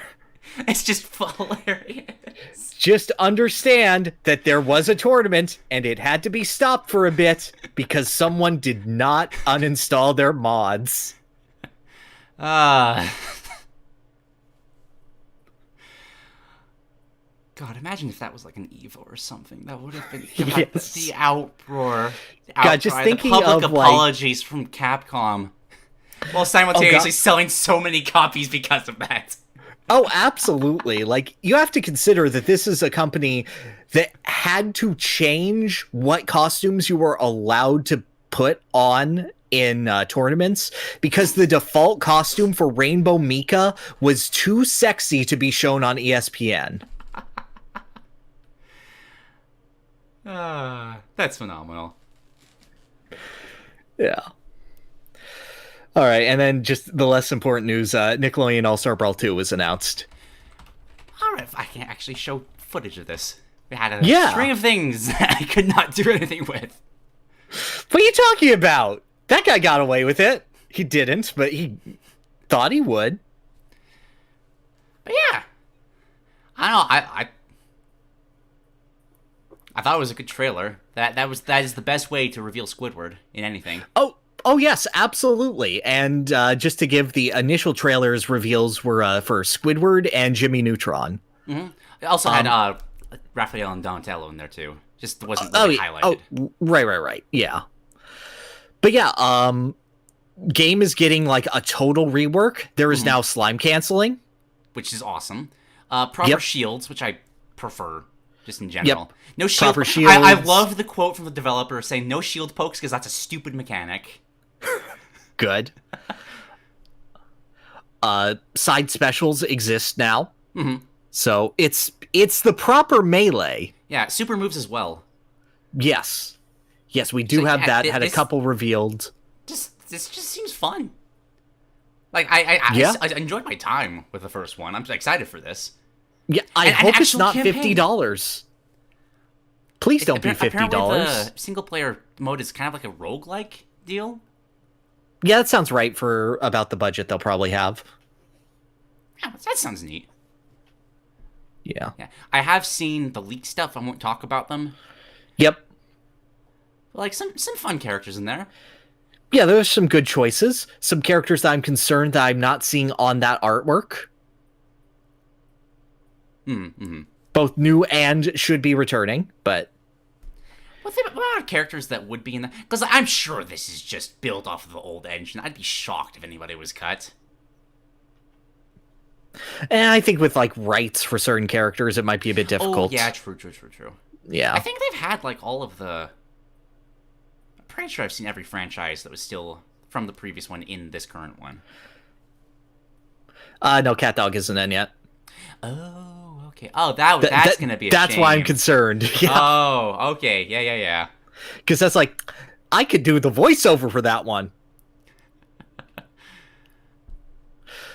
All right. Well, hey, if they're not in the game, that's a huge signal boost. We can use that. That's good. That's good for you. That's good for me specifically. Yes. Alrighty, and then frustratingly, I'm going to say some nice things about Mortal Kombat 1. Ha! So, they did reveal the overall pack, and guess what? It's 3 bad Supermen. Is John Cena he's a bad superhero. He's not a Superman, but he's the same kind of thing. Oh my god, I hope that John Cena voices John Cena. He probably will. I know, he's they a good got him sport. for Overwatch. They can get him for Mortal Kombat. I hope so. Did you see that story about John Cena and Metroid? And No, what is the John Cena Metroid story? Oh, John Cena visited Nintendo once, and he's like, I really like Metroid. I hope you make another one. And they're like, we'll get right on that, Mr. Cena. Yes! And then Metroid Dread came out, and Nintendo got a personal letter saying that John enjoyed the new game very much. Thank you. Excellent. All is right in the world. But yeah, the Omni-Man, Homelander, Peacemaker, and I think Ermac, and a 5th guy? Ermac, Quan Chi... Quan Chi, that's right. That's right. One of the kids. There's 6. No, Takeda isn't a kid. Okay.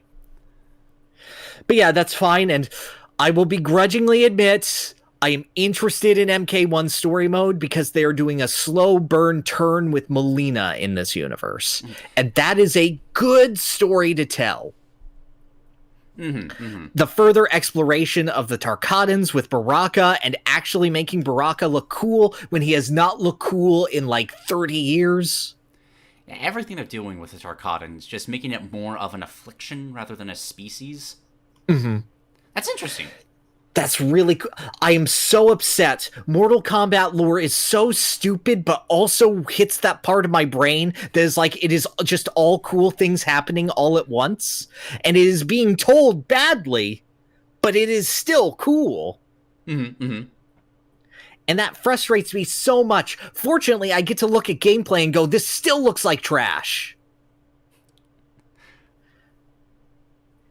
However, I cannot deny that Mortal Kombat is very, very successful at hitting the part of your brain that goes, oh, look at that, it's so cool. I'm going to buy it. And then eventually it finds its way into your library. You cannot resist. The brand is too strong. It is. Fortunately, I have a reason to stay bad because they revealed Garrus. Time Sandman. Yeah. And a bunch of other characters like Reptile and stuff who I care about less. But mostly Garrus, who is voiced by Phil Lamar, who also voices Kotal Khan, which means we're probably not getting Kotal Khan, so I don't have to buy the game to see how they absolutely wreck Kotal Khan for a 3rd time in a row. Oh, there's still plenty of time. Don't you fret. No, he's sharing the voice actor. They wouldn't do that. Are you sure? If they change his voice actor, he will already be ruined. Because I love Phil Lamar. Exactly. I do like some of the redesigns, though. Like, Rain looks awesome. I think, maybe not in Mortal Kombat, but I love the concept of that sort of Aquamancer kind of wizard-looking. You see, that's the thing. Mortal Kombat is so cool until you actually play any Mortal Kombat game. I am looking forward to the collection of cutscenes on YouTube. You'll watch the max playthrough of the story mode. I absolutely will. Okay, Rayman! Yay! Oh my god, he looks so... I haven't been this happy watching things for a while now. I got choked up watching this. What a so fun, evocative trailer. He looks so fun. This is the perfect kind of wacky, off-the-walls, never done anything like it, therefore it's perfect for a Rayman setting. Mm-hmm. Just, oh my god. Like, it works so perfectly with him just in a film studio. Just small little things, like when he starts doing the helicopter, it's the gem collect sound from Rayman 3, just, my heart grew 3 sizes. And they have him fighting the Phantom, the best original character from the first game. I can't wait. If there is a Phantom song about how he's been usurped by the rabbits, I will die of happiness. No, this is everything I hoped for. This looks so good. I cannot wait for the remixes of Rayman music that I will not recognize. I will make up for that. I will tell you why you're supposed to care. Okay, great. I like how simultaneously done he looks, but like, he'll start getting in on the antics eventually. Yeah, he's humoring it. Yeah. God, I actually have to buy this game. I'll have to take a break from Baldur's Gate 3 to play Mario Sparks of Hope. Oh man, imagine if they have to make you play like the whole first chapter like they did with the Donkey Kong DLC. That's gonna be the worst. It's gonna be agonizing. I'm gonna have to spend so much time on a game no disrespect to it. That you might like? In comparison, I might like it. You're still competing with XCOM. XCOM's a top 10 game for me. It's gonna be hard. It's different, but it's going for a different thing, which is a good thing. That'll yeah. It won't just be worse XCOM anymore. Yeah. I hope there's more actual references to other Rayman lore, because all the stuff they're doing with Rayman is great, but I haven't seen Murphy, I haven't seen Glowbox. I do hope there's more. I'm sure there will be. I'm hopeful there will be. It's a lot of You'll probably get more and legends, and I hope there's a little bit more of the older stuff. But like, if they're not showing that to me and they excite me with it, I'll be happy with this regardless. It's Rayman. Yeah, based on Donkey Kong, there'll be more of a feel of it, and then a couple musical references and a couple like of the weapon skins that will be like, oh shit. Yeah.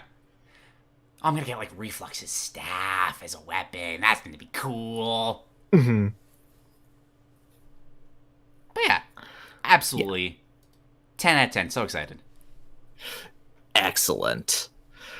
There's a new trailer for Bomb Rush Cyberpunk, releasing August 18th on Steam and Switch and September on Xbox and PlayStation.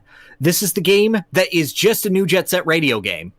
I'm watching the trailer now. Never heard of this game, but if somebody had told me this was a new Jet Set game, I would believe them. It is just a Jet Set Radio game. It is the exact feel of it, is the exact musical stylings of it. Like, it's just one. Mm-hmm. It is just, we have Jet Set Radio at home because they won't let it out of jail. Do we have Jet Set Radio at home? I mean, they might be making a new one. I don't know. But hey, just leave an option open long enough and people are eventually going to use it. And this does look good. I like the look of this. It does look good. It's nailing what it needs to nail. Mm. It doesn't look like proof of concept. It looks like another game in the series. Yeah. They even have music from one of the JSR artists. I couldn't remember if they got Naganuma or not. So, if so, awesome. Oh, Hideki is back. Good. I'm glad the funky uncle is back in business. Oh, it was Lethal League. Okay, good. I did like Lethal League Blaze quite a bit. Mm-hmm. Good. This has only been on my periphery of like, God, I hope this comes out. God, I hope it doesn't get a C&D before it gets out. And now that it's like set, I'm like confident to go, yes, people need to see this so they can go, ooh, this. All right. Persona 5 Tactica is going to have DLC that makes me specifically care about the game. I have no idea what it is. Why is it worth caring about? Because it's a catchy DLC. Of course. Is it chronologically set after the main games? The game itself, it seems to be. Okay. Damn it. Which now makes it... Yeah. Uh-huh. Well, right? Then. Yeah, uh-huh. Huh. Do I want to deal with another not XCOM again? Not XCOMs don't feel that good when I know about XCOM. They take forever. We'll see. I might just look up the cutscenes. But hey, I am more invested in the game now. Yeah, but there will be a lot of cutscenes. This is true. Just Google Akechi cutscenes. Akechi storyline. Yeah, I don't know. The Persona 5 spin-offs have actually been pretty dang good overall. Oh, no, yeah, I agree. Like, in a way that the previous Persona 4 spin-offs were not. Except for the ones that play exceptionally well. Mm-hmm. But, like, the writing of it, where it'd be like, I understand, Chie. Meat. Meat indeed. Is that all? Yes? Okay. But yeah, damn it. You're gonna have to now. There is a Killer Instinct balance update for its 10th anniversary just because the devs like it. Yeah. Right? It's just like, yeah, let's just retune the game a little bit. Let's just make people interested again. It was a solved puzzle. Let's unsolve it. Yeah, I wish more games did that. That's I don't know if they'll go any further than that. But like that would be a very easy game to just be like, let's start updating this again. Yeah. Age of Empires 2 this for me. I think that'd be really cool. Yeah, I mean, it was always kind of a piecemeal game based on its original release model, but this is one that could be updated with every Xbox generation very easily. Mm-hmm. I do honestly think that's just the better way to update fighting games these days. Mm-hmm. Because, like, you have to spend so much time remaking old stuff for every individual sequel.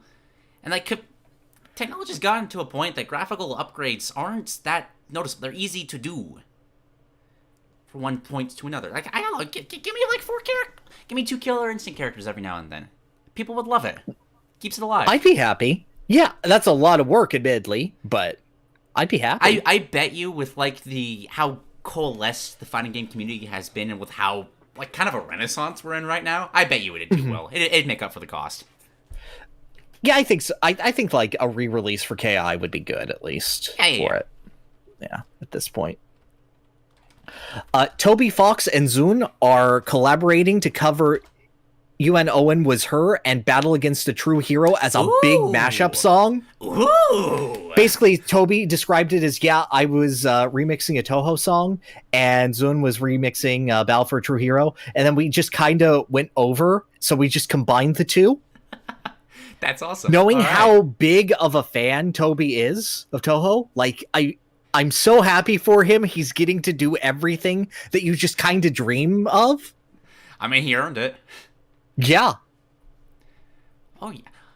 I didn't know ZUN by name, but that's gonna be so cool. Yeah. See, I believe Toby is remixing the half that he didn't create, and ZUN is remixing the half that he didn't create. Nice. So, yeah, look forward to music. Absolutely.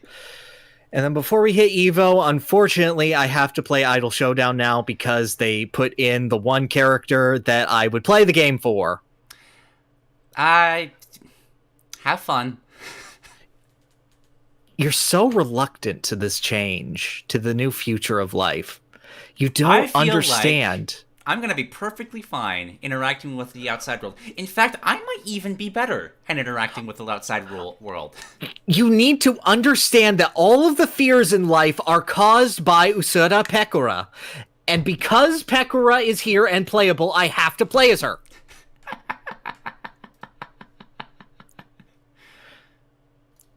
She is a Minecraft terrorist who has single-handedly revitalized interest in the game. Oh yeah, sure. I totally believe that. Absolutely is a sweeping motion. I had a feeling you were a Pekora fan. What gave it away?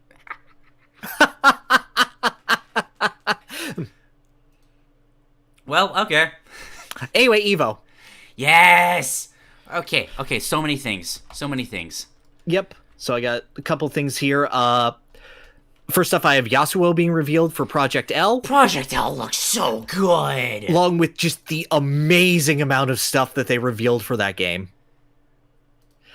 Including the major focus on 2v2 combat. Yes, that's such a good way of doing League, like, gameplay. Because, like, I know the reputation is obviously toxic, but the actual gameplay is supposed to be revolving around team-based stuff.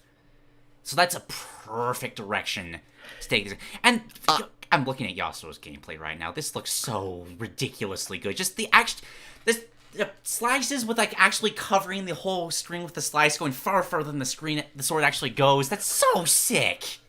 I am so glad that we found a way to introduce League toxicity into fighting games.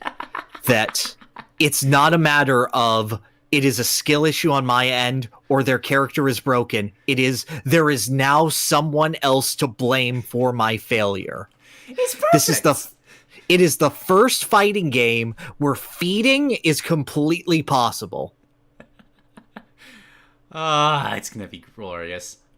You are going to be able to report other players because they are not good enough at teching and you think they are sabotaging you. Because, no, they're better than this. Look at their rank. It is going to be terrible. You can carry low-rank characters up to higher ranks and then just leave them there to just suffer.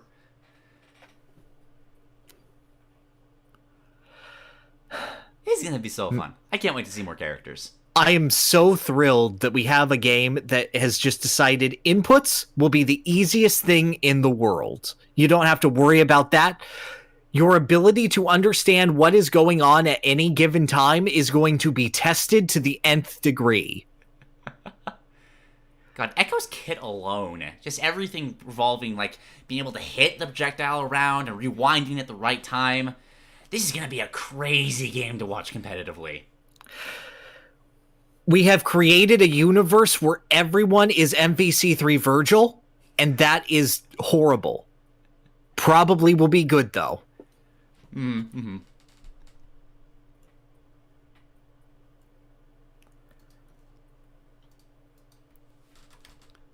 Alright, was it Tekken next? I don't know. I have them listed in a random order. Oh, okay. So, just go through we got Plankton was revealed for Nickelodeon All-Star Brawl 2. Yeah. I mean, it's a fun choice. It's a fun choice. I'm so happy he has his Battle for Bikini Bottom mech. Mm-hmm. I love that he's, like, the biggest character. That's perfect. Yes. This is what we want. Oh, God. I hope that more memes are able to sprout out from this. It's the perfect game for it. It is. He's got the goddamn Potemkin buster. Yes! This is what I want. I've already seen memes of voice actors going, "Arr, you should have teched that, Mr. Squidward. Arr, he be fucking cooking you, Mr. Squidward." Yes. I want absolutely. more of this.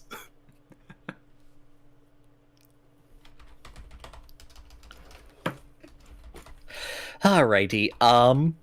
Tekken 8 reveals Raven and is it pronounced Azucena? I think it's Azucena. Azucena. Yeah. Yeah. Surprisingly, Azucena being the first original character Tekken 8 has revealed. Yeah. Looks great, though. I love this little weird, like, okay, this attack is meant to, like, evade this certain attack and then dance around them. That looks really fun. Maybe not to play, but definitely fun to watch. Feint characters in Tekken, I find, tend to be really fun and interesting. I mean, it's not quite the same of how Eddie Gordo basically reintroduced capoeira into the world by being really popular in Tekken 3 and being like, he is ducking low, how do I hit this? But, like, that sense of 1v1 mobility is so important to Tekken, and she seems to be capitalizing on it pretty well. Mm-hmm. Raven's Raven. Raven is indeed Raven. Also, Coffee T. No, because Lily is defending T, and I gotta defend Lily. Oh, no, I'm with Honest saying that. She seems like such a fun character. She does, but, like, Lily's really pretty. Nah, I'm not with you on that one. I was just saying, it seems so fun, though. Look at the face. She's just playing with them. It's so cool. That's too much. She's too much for me.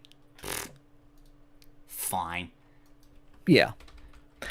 Mortal Kombat 1 showed off Reptile, Havoc, and I can't pronounce that name. Ashara, I think was what it was. Ashara. Okay. Yeah. Okay. Angel Demon.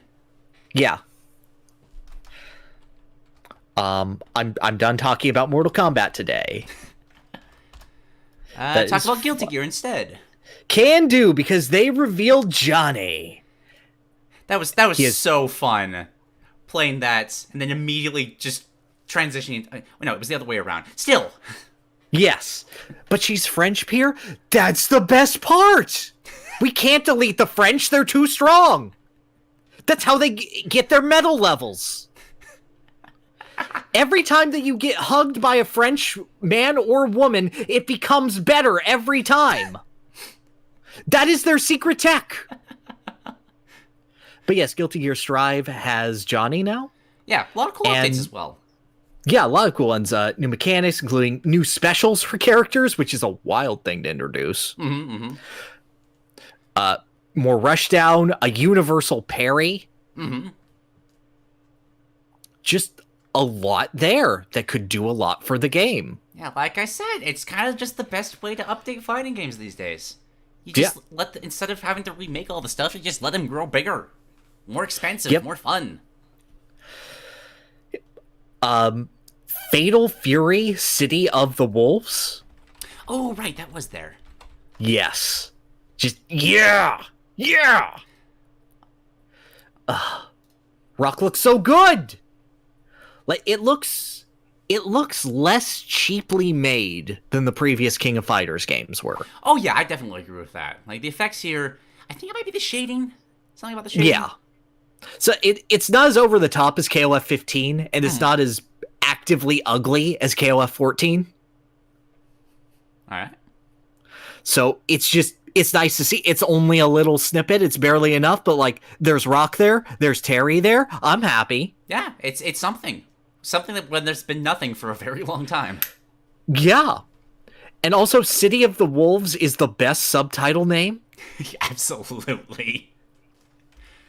That just screams power. I can hear the Evo announcer screaming that at the top of his lungs. Yes. Alrighty. And then, did you have anything else before Street Fighter's announcements? Was there anything? I don't I think Rivals of Aether 2 had something there, but yeah, I'm not a Rivals of Aether guy. Me neither, okay. Alright. Then Street Fighter 6 showed... Well, first off, they announced Teenage Mutant Ninja Turtles costumes by just playing the TMNT theme live, and everyone going, what is going on? Before showing that your custom characters can get full Ninja Turtles outfits, Ninja Turtles emotes, it will only cost $15 per turtle. God, wow. Like, man... Capcom, you're doing so good in so many ways. It hurts to see that little hiccup. Yeah. But at the same time, I know you're doing well and you can get away with it. Well, you can also get it with like the in-game fight money. So yeah, but that's gonna take forever. It depends on the rate. I need to know the rate for it, which I don't very well. Yeah. And that like it's still like it's the like point of extravagance that it feels like okay, like you're actually selling less copies by doing that. Like it just feels like a bad decision all around. Am I wrong on that? I mean, I don't know how much the license cost. So That's true. Okay, licensing might make things a little finicky. It's entirely possible that like they need to make that back, but and this is a gamble for them, but I don't know. It's very funny. It is indeed very funny. Like I'm watching Kimberly's cutscene with Michelangelo, right? No. Shit. Leonardo. Color? Leonardo's the blue one. Okay, there we go.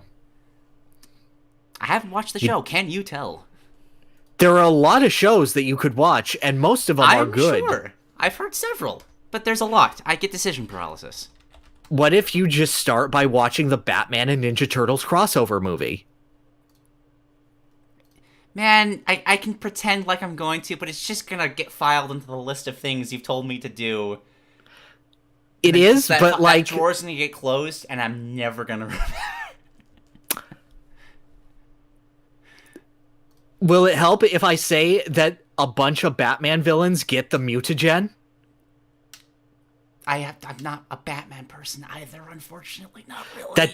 Yeah, but imagine, like, the Batman villains mutating into animals. Penguin? I can't remember if Penguin's an actual penguin. I think so.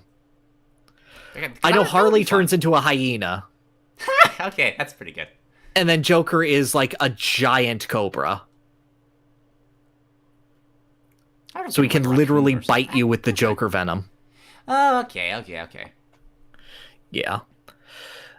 And then they showed off the best jury costume that will ever exist. Nope, not that one yet. I tried to read the trailer and you mixed me up. I sure did. But wow, look, I can't wait to see the rest of the costumes.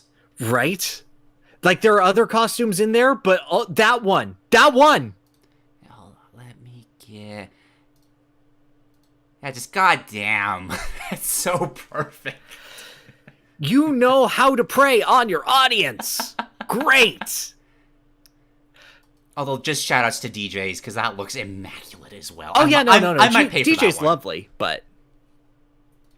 But no, yeah, Juries is just tailor-made. They did it. They solved the puzzle. They're like, we understand men and a lot of women now. Here you go.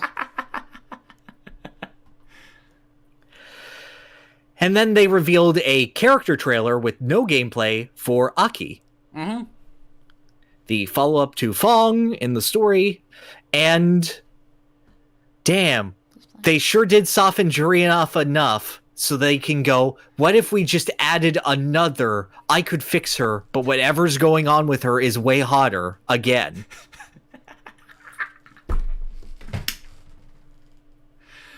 Oh, that's... You know, best way to put it. That is certainly an archetype. I mean, but if it ain't broke, don't fix it. Yeah, it's good. Has my attention. I am so happy that they are hard committing to her stupid hair. Just perfectly got the one eye that's always shining through it. Exactly. It is just like that whole straw hat aesthetic done with hair. It is so dumb. I love it. Am I the... Do I want to... I don't know if I want to... I'll say it. It's good content. I actually have one of those, like, finger claw things. I actually so you're ready. One of those. So you're prepared. You're like, finally, a character for me. Looking forward to seeing gameplay. I'm curious if it's an actual, like, debuff kind of deal. But I'm curious to see how it differentiates from Fong. Because, I mean, obviously the fact that it's not take the poison and it being just having to hit you with the claws makes it an entirely different kind of character. But yeah, I'm curious to see what they put with it.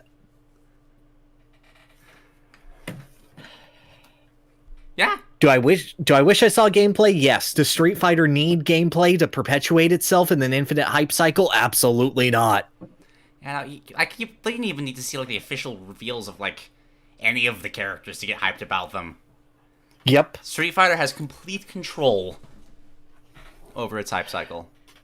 It's crazy when you just make good character designs how that works. Yeah, I'm just sitting here going, oh my god, are they going to get Kenny Omega to play Cody for a second time? What if they bring Cody back again in a game that I'll actually play? We shall see. Yep. All right, and that's all I have for news, finally. So, ouch. Yeah, I don't have that list up. Let me... Games, I mean, I don't care. I have Baldur's Gate. That's. Well, I mean, Bomb Rush Cyberpunk. I have Baldur's Gate. Well, yes, I'm just saying games I actually care about that are coming out. And that's one that matters for me. Well, yeah, Rayman. Rayman's coming out as well. That's fair. Yeah. I wish I cared enough about Armored Core 6. I'm sure that might just slip through my fingertips. It does look really cool. It looks so Sea of Stars cool. is coming out this month? That's awesome. That's Sea of Stars. That's a shame. It's really cool. Vampire Survivors for the Switch is coming out. What about Smurfs Kart? When is the next game I'm going to care about? September? No. Is it Spider-Man in November? It might be Spider-Man in November. It could be Baldur's Gate again. Yeah, fair. No, that's October for Spider-Man. Okay, so Spider-Man might be when I talk about something different. Oh, Alan Wake 2 and Mario Wonder coming out October. Cool. And Metal Gear. You have to play Metal Gear. God damn. Yeah. Oh, this is stacked. Like, amazingly so. Yeah, okay, so I got a good grace period to just lose myself in Baldur's Gate. Yep. Are you doing anything video-wise other than just, like, playing Baldur's Gate 3? I think Baldur's Gate 3 on top of everything else. Mm-hmm. We'll still do the Pokemon design streams, because those were fun. We'll still do Peasant's Perspective. I'm okay briefly talking about this. I'm at a point in my life that I am tentatively considering going back to school. Like, for some actual high-end education. I dropped out of college a long time ago. Maybe going back. Don't know how that's going to affect videos. It might actually help, because the second I started considering that, I was like, oh, I can just do videos for hobbies now. I'm actually excited to work on something now. So, maybe it'll be good, maybe it'll be bad. I'll talk more about that if it actually happens. If not, just want to clue people in. Okay. I did get a commission from Carson for the sequel to the Smash roster reboot thingamabobber. That probably won't be done for a while because it's getting very long. Like, I was wanted to do okay, what if I just did a paragraph on each character, just talk about how I'd kind of like them to change. That's 25 characters. That's a lot of paragraphs. Yeah, no, that's forever. Yeah, might need to lessen the editing. Might also make a small video about Adeline that I talked about a while ago. I got that scripted. Good. I could probably make that in a weekend. Good. That's all for me, though. What about you? For me, actually, AuthorMex is going to make a video for the channel this month on Tears of the Kingdom. They've been working real hard. It's been 2 years since they've been an editor for the channel, and I'm really excited to show you guys what they've been working on a lot for it. Nice. It should be coming out within the next week or two, so look forward to that. That will be the only video for the month of August. September, I am planning to release 3 videos for it. Ooh. So please look forward to that. One of them will be a Kirby video. Yeah, those always are the best. I'm not just saying that because I made the DD one. Yep, they're available. The audio for all of those videos is available on my Patreon right now, if you would like to. If you'd like to give me money, I would like that. You know? Money? I love money. Right? Let's go, money. Right. I think that wraps it up for news and stuff, though. So let us move on to the bonus stage.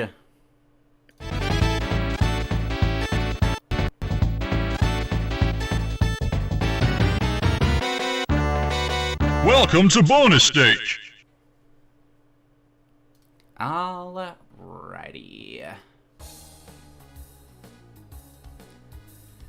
I'm down to go first. Okay, yeah, go for it. I briefly mentioned this last time, but I want to give a proper shout-out.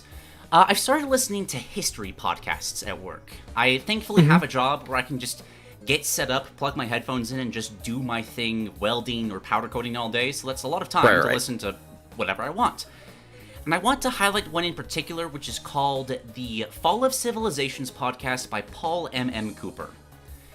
Okay. The basic premise is that each episode, the host takes a historical civilization, details how they were founded, what challenges they had to deal with, building up into a mighty empire, the relations with their neighbors, all that good stuff, and what ultimately caused their civilizations to fall.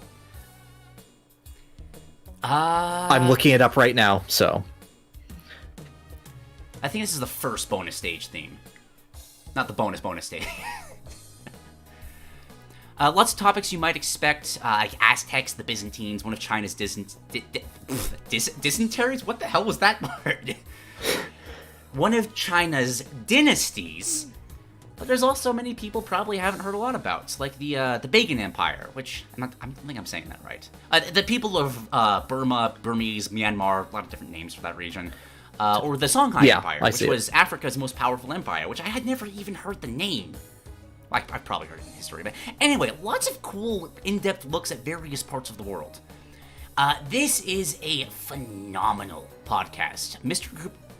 Wow, English. Mr. Cooper's voice is smooth as silk. He doesn't just state, like, facts back to back to back to back, which, like, a lot of edutainment gets wrong. He, like, effortlessly weaves his information into a coherent, riveting story about an entire civilization's history. Constantly adding background noise and music from whatever area he's discussing to really get you in the feel of the environment. Even bringing in experts to narrate various historical stuff like poems and documents in their native languages. Really cool. That's great. Oh, right? I was noticing the upload schedule was rather slow, and it's hearing that. he puts That's deliberate. That seems deliberate. Yeah. Yeah, he does a fantastic job with, like, sourcing stuff. A trap that a lot of people fall into when even just talking about history is that history is often written by victors, and the narrator does a great job at pointing out that, like, for example, this horrifying account of an ancient king was kind of written by the rival king that usurped him, and maybe take that with a grain of salt. But he still, like, showcases them, like, gets every source, be it like mythology or legend, as they are still grains of truth as to how, like, these people saw themselves or how a ruler wanted other people to see himself. And it's like, it does a really good job at, like, talking about the validity of various sources and where they come from. Just fantastic teacher in that way. It's a good podcast. He's recently also converted them into documentary videos with supporting footage, which is also amazing. Oh, wow, excellent. Hard to say much more than that, so instead, I'm just going to rattle off a bunch of cool historical stories that I learned while watching. Dude, do it. I've already subscribed to it in the time that you took to sell it, but... Nice. I tried to get a mix, a couple of things I already knew, a couple of things you guys probably already know, but I want to... Because there's some people that don't know some of these things, and I think it's fun to just... It's probably me. Let's see. Got a big list here. Aztecs. Everybody knows the Aztecs, right? Indigenous dwellers of Mexico. That's not actually their name. They refer to themselves as the Mexica, which is where the name of Mexico comes from. Most people know the story of Hernan Cortez, the Spaniard that destroyed the Aztecs, like stereotypical conquistador of the times, greedy for gold, the man with the 10-0 matchup. Yeah. But there's a far more interesting story layered underneath that of a Nahua woman named Malintzin. I think I'm saying that right as well. She was a slave gifted to Cortez by the Mayans that knew multiple languages, and once he realized that, she acted as a translator and was essentially Cortez's voice throughout the entire conquest, and would afterward eventually journey to Spain and become a lady of high society. Oh, wow, Her story is fascinating. It can be read as a vengeful slave causing the downfall of those that caused her misery, or a victim of horrible consequences that's managed to twist them to her advantage. Either way, she's an interesting historical character, and I've never heard of her before this podcast, which is something that happens a lot during this show. far cry from the memorization of names and dates that were my high school classes in school. Yep. Let's go another one. A lot of people know this one. It's common knowledge, kind of, but Christopher Columbus, not the first European to reach the New World. He was beaten by centuries by Vikings from Greenland, which is such a shame, because that sounds like a way more enjoyable holiday to celebrate. What, don't you love it? It was like, oh, look at all of these natural resources, and he's pointing directly at people? Yeah, Columbus was just kind of a dick. More you learn, it's just kind of horrifying. Well, no, he wasn't a dick. He just thought he was chosen by God to make sure that every person was properly educated and under his thumb and properly ruled and used as the tools that they are. And if not, give them smallpox blankets. Exactly. Just the most considerate. He's trying to build their immune systems. One of the civilizations we know the most about is actually the oldest one, Sumeria, people of Mesopotamia. Because they didn't use paper to write things down. They carved them into these little clay tablets. So while other civilizations would have their books tragically burned, doing that to Sumerian literature will destroy the building it's in, sure, but... Right. Is Gilgamesh still the oldest surviving myth that we have? I believe so. Like, there's a lot of... Like, it's actually, like, the civilization that has the most surviving literature, just because, like... White clay on fire, it just hardens and preserves itself perfectly. It's preserved to a point that we still know what their music sounds like. Because they described how to make their instruments, how to tune them, which notes were which, and what notes to play. Wow. Which is just awesome. We have thousands of year-old music. Yes. Let's see. Back in Rome's heyday, they wanted to conquer the city of Petra. So they sent a large group to assess the area, find weaknesses. Petra is that one in the desert that's kind of built into the cliff faces, right in the, I think it's, kind of Saudi Arabia kind of. Well, the bridge. Yeah, I know. I played Three Houses to Africa. Yeah, exactly. The people of Petra, the Nabateans, feigned hospitality and sent the Romans a guide for their army, who proceeded to lead the Roman army in circles through the desert for months, starving them out and eventually forcing them to return home just because they couldn't get around. They didn't realize they were being fooled. That one man is credited with buying his civilization an extra century of independence. Most people know this story, at least the reputation, if not the name. The rich African king Mansa Musa took a tour of the world and was so generous or showy with his wealth that he gave out so much gold, he collapsed every economy he touched, single-handedly causing the worth of gold to temporarily plummet. Oh, delightful. All right. Last one. This one's one of my favorite stories, just in history in general. During the days of Attila the Hun, ransacking Rome, there was a huge earthquake that decimated the walls of Constantinople, the capital of the Eastern Roman Empire. Attila learned this and started to make a beeline there to take advantage of the broken defenses. The people of Constantinople estimated the repairs would take 2-ish years, and they didn't have that kind of time. So, someone had one of the most brilliant ideas throughout history. A big part of Constantinople's culture was chariot racing, and there were groups of fanatical supporters of various teams, like FIFA level of fanatics that we have nowadays. Right, yes. This person went to those races and started essentially telling them, hey, we need people to help rebuild the walls. The opposing team has already dedicated thousands of men to repair. So we don't know if you can compete, but do you have any manpower you can spare regardless? The 2-year project took 2 months until it arrived to see the walls fully repaired. Just a great historical story, because it shows that what motivates people is not doom and gloom, talk of the end times. People don't have any energy when they are down like that. What motivates people is competition and recreational spite. Good. Delicious. Yeah, I love history. I love learning about different cultures. If anybody in the audience knows any other good podcasts, please put them in the comments. I will absolutely check them out. I have a lot of time that I can listen to them. Yeah, no, I have only dabbled into hardcore history a couple times. Dan Carlin's, but that's been good. Yeah, would highly recommend. Fall of Civilizations. Delightful. It's in my library now. Huzzah. What about you? So Barbie. I have not actually seen, but I'm okay with any and all spoilers. Okay, great. So how to even start talking about this movie? Let me talk about the experience of seeing it. Understand that I went to the theater in my pink button-up and my lovely khaki pants and my white shoes and my lovely yellow scarf and my Spampton G. Spampton pink and yellow glasses to make the outfit complete. Nice. I was ready. People were so nice to me all the time. There, about half of the theater at least was wearing pink. It was great. Everyone was polite.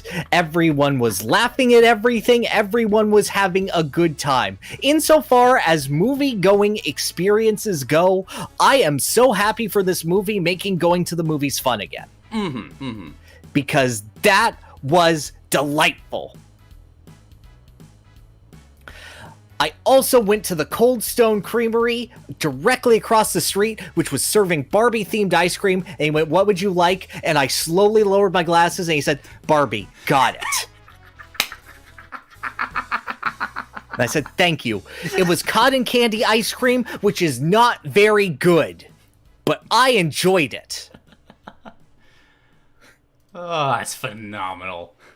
So, just all praise to the movie itself aside, the theater-going experience for this movie was impeccable, and I hope that other movies can simply match the energy of bringing people together in this way. Mario is a bit too much of just a pure children's movie to do that in quite the same way. Like, obviously, people dressed up. I dressed up.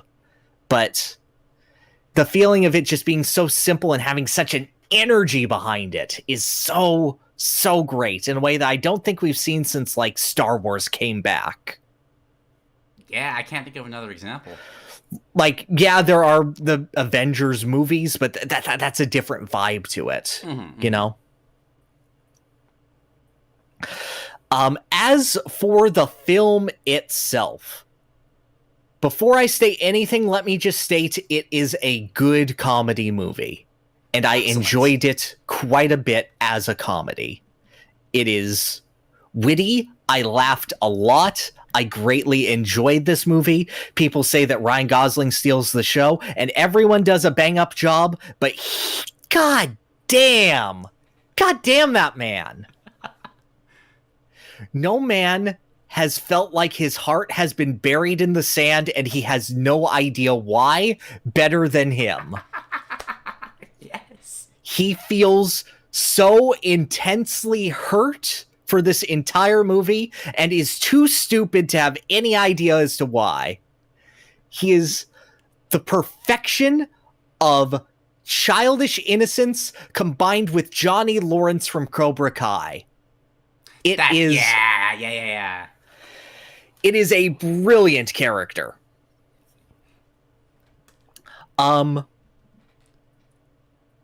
It is a lot more high concept than I expected of a Barbie movie. To say that overall what it is aiming for is a parallel to the Lego movie, complete with villain Will Ferrell, is underselling exactly what Barbie is going for, because it is going higher.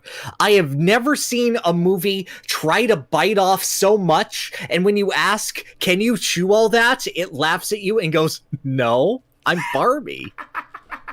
But it continues trying anyway, and sometimes it lands. The way that I can describe the dialogue in this movie is... Okay, do you remember Tamatoa from Moana? Yes, I do. How all of his jokes were very much over-explained, and that is the joke like, oh, I see, you've covered it in bioluminescent algae. Is it the version? Very clever, very clever. Wait, where are you going? you can't get past me. Oh, you've gotten past me. You're quite surprising. Every joke in Barbie is like exceptionally detailed as to be like a 3-sentence monologue to tell a joke.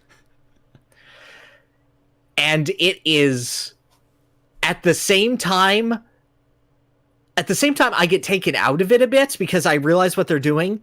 At the other time, it lands so well for me specifically because I find Tamatoa hilarious. Oh, same. Fantastic character. Probably my favorite song from that movie. Yeah. The set design in this movie is beautiful and immaculate. It is fantastically done. The whole Barbie goes to the real world section is over and done with very quickly, and I appreciate it because it lets us get back to incredibly interesting set design and shot composition. They fully model so many dream houses in the most pastel backgrounds that they can possibly have. Margot Robbie starts by going out of her dream house and sliding down the life-size Barbie slide into her pool, which is just a bunch of plastic-colored blue.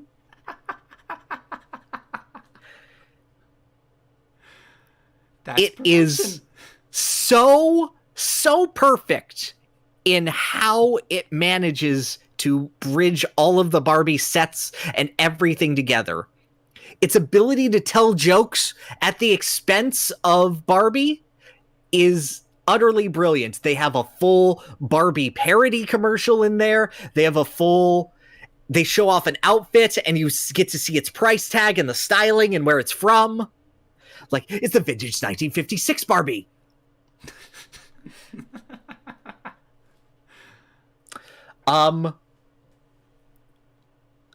It is a movie that is thematically tackling a whole lot about things that it cannot possibly tackle in full, like the general disparity of what Barbie does to women as both an inspiration and an impossible to achieve, like, reality that sets them up for a lifetime of failure. I believe at one point Barbie has the line, "Am I really a fascist?"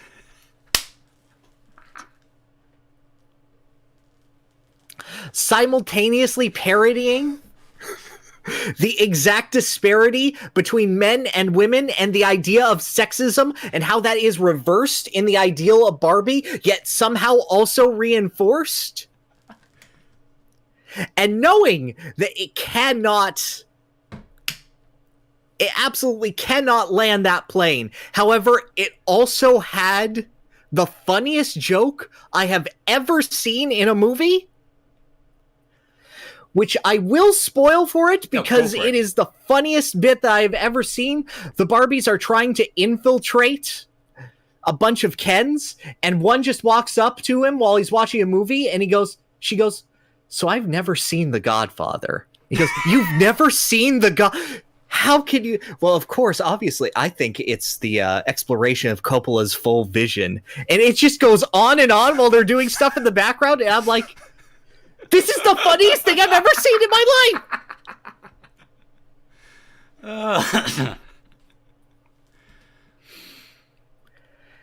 It is then reflective on the meaning of life, and for some reason has a really deep message at the very end that is entirely separate from the entire rest of the movie, and feels disjointed and weird. But it's really well written. So, like, you didn't deserve it, but you made me feel quite a lot. I have no idea why Will Ferrell is in this movie. Have you seen how many other actors are in the movie? Well, yeah, that's why. But, like, he doesn't have a point in this movie. He is just there because Will Ferrell was in the Lego movie as the villain, to be in the movie as the villain. And he doesn't actually do anything, but he's very funny.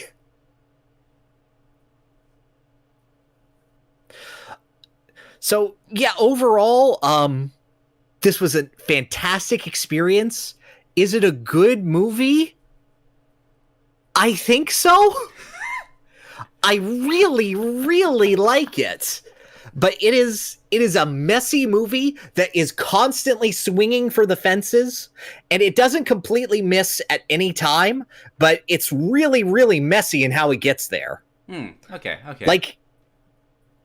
Like it's grounding out at first a lot, but nothing is like striking out entirely. It's just like, oh yeah, that is the role for Michael Cera. Yes, that is correct.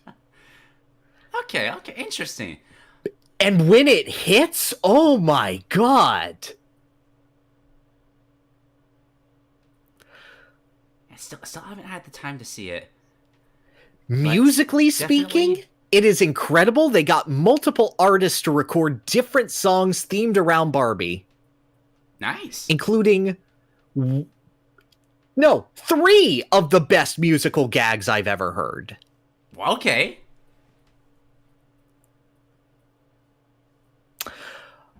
I need to impart onto everyone, if you have not yet seen this movie, I strongly recommend it as a theater-going experience. Because everyone in that theater was having a great time. Nice. Okay. It is going to be super weird to see how Mattel is trying to capitalize on this in the future. Oh, yeah. Because they announced their whole slate of, and now we're going to have a Hot Wheels movie, and an Uno movie, and a Masters of the Universe movie. And the interesting thing about it is that Mattel is a force in the Barbie movie, and they are portrayed as corporate evil. Maybe if they lean into that side of it? I don't know. Technically, they are. That is exactly what they're doing. They're exactly what they approved of this movie to say about them. Like, if the Hot Wheels movie starts with just, like, God, are they seriously doing this? Are they seriously franchising this already? It's just a bunch of Barbies starting to film the movie. We don't have a choice. It's the corporate overlords. So yeah, this is just like, I don't know what this movie's cultural impact will end up being, but I think it's really cool right now to be a part of it. Okay. You deserve to see this movie. You are Kenough.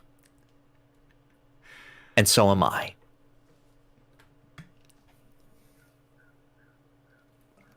Yeah, from what I've heard, I definitely want to see it. Do it. Do it. Get a group of people and do so. Alrighty. All right. We ready to wrap up with some comments? Yes. Alrighty.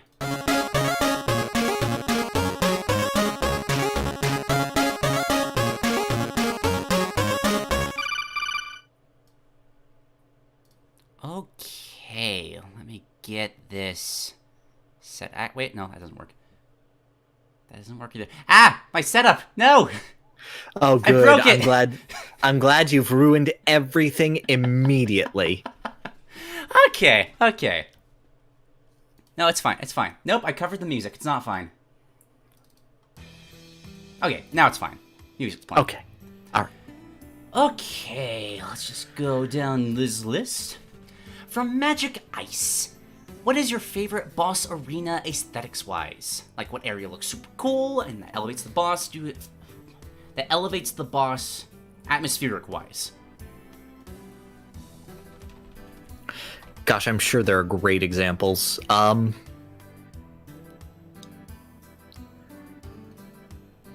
Okay, one popped into my head, and I don't remember if I'm just remembering it wrong, because I could be remembering it wrong. I have footage on playing right now. Reflux's arena in Rayman 3 is phenomenal. It's just a giant Colosseum fight, but the actual center of the Colosseum is just a small island in a lake of lava.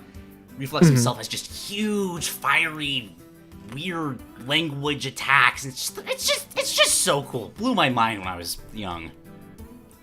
Oh, you know what? Amino Sagiri's arena from Persona 4, which just starts as just a bunch of fog, and then as the fight progresses, it opens up and it shows that you are over the model of Inaba that you've been seeing for the entire game, just covered in fog.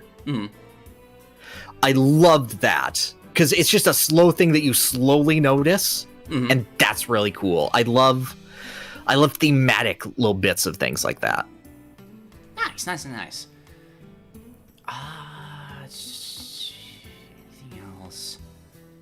Gosh, it's such a wide-reaching question. No, I know. I love the minimalism of the what's it called? The not the tower, the city that the twins set up in Nier Automata.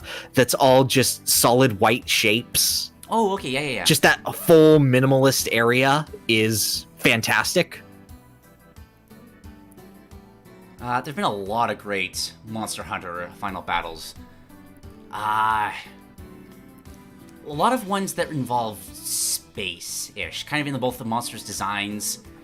Like the Xeno'jiva fight when it breaks out of its cocoon and it slowly makes itself right through this like crystalline mountain. That's such a cool atmosphere to go through.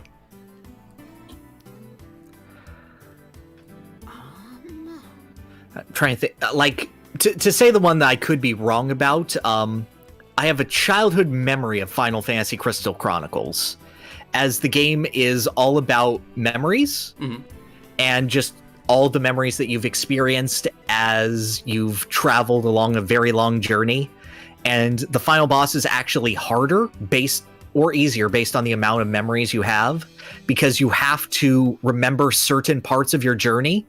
And if you don't, they're gone forever. And your life is based on those memories. So the final arena is just this odd, serene dreamscape with little flashes of your journey in the background. Ooh, okay. And I can't remember if I'm superimposing those as the segment before, or if that's actually what it is. But I think that's what it is.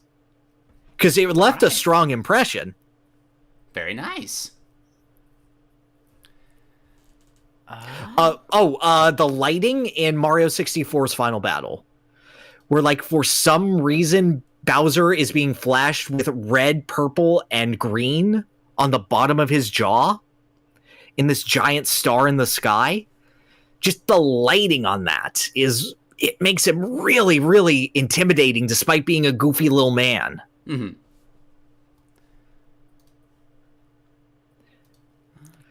Also, the final minigame in Mario Party 4, which is just a cube, and on each side is lava, and it rotates so that you can fight a different Bowser or Koopa Kid fight on each one.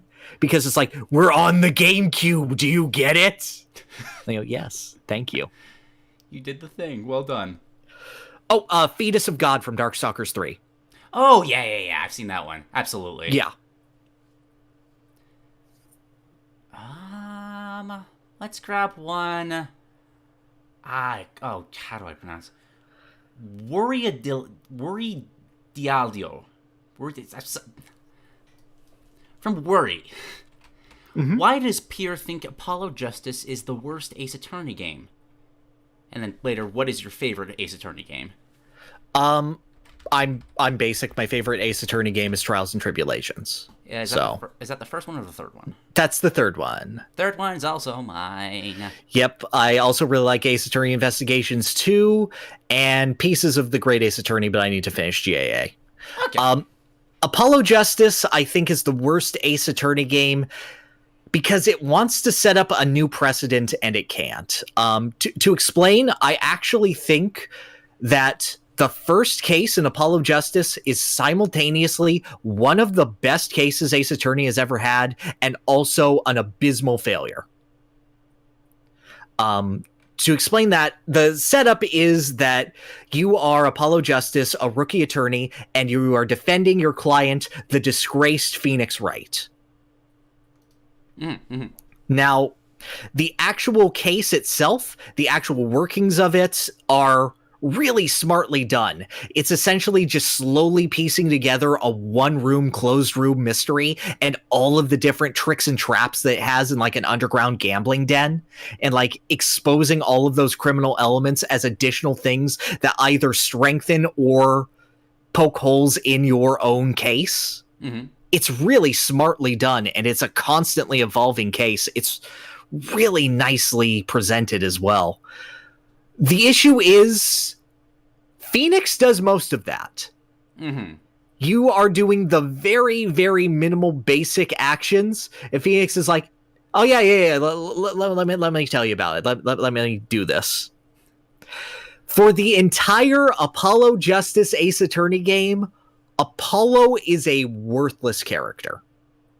He is an avatar for Phoenix Wright to make a point about the current Japanese justice system and the author's opinion on the upcoming judicial system and how that's a good idea. Fascinating. Like, you hear so many examples of stories just in modern media that build up a new character by sacrificing the old one's traits. I've rarely heard about one that's the other way around like this, where they're trying to build up Apollo, but Phoenix Wright just keeps getting all the glory. Yeah, and then when there are things like, oh no, Phoenix Wright was in a horrible car crash, and he has a cold now, so he can't be in the case. Those suck. 4-2 and 4-3, those are bad.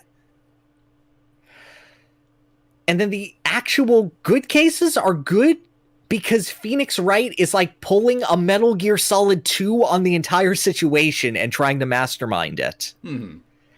And it's weird, and just, I think that it really does Apollo a massive, massive disservice as a character, that they literally have to write in him in Ace Attorney 5 to make him injured and lose an eye so that he can be punished and cool, and they can redo parts of him.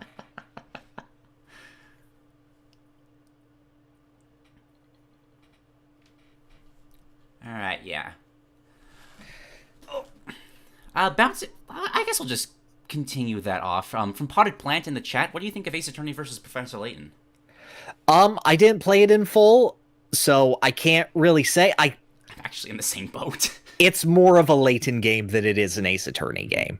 Not it does have elements all right, but it's during the 3DS era for Ace Attorney, it got into the habit of like restating things a lot. Yes. Just so that you could go, okay, let's restate this, but let's add this. But did you consider this? Your entire testimony doesn't matter because of this detail. And it does it like 4 times in a row, whereas older Ace Attorney games only do it like 2 times. Yeah, they just take too long. It gets exhausting. It's very tiring, and Layton had quite a bit of that. Plus, Layton writing tends to be like an ass pull at the very end, almost all of the time. I did genuinely enjoy the crossover, though, from what I saw. Like, the musical, yes, like, crossover stuff, like, mashing the two things together, that was fantastic. Yes.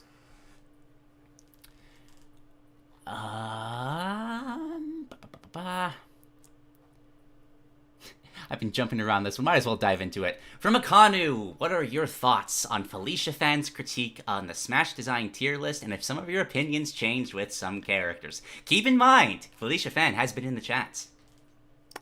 Are you still here, Felicia Fan? I hope you're still here. Like, if you're still here, then that'd be really cool. If you're not, then, like... So anyway, overall, I thought that, for those unfamiliar, there was a YouTuber by the name of Felicia Fan who went over all of our individual designs and the whole podcasts for the Smash Brothers tier list that we did a full 2 years ago. Which, oh, hey, wow! Good to see you. Just monumental effort right there. Yeah, I know. Perfect.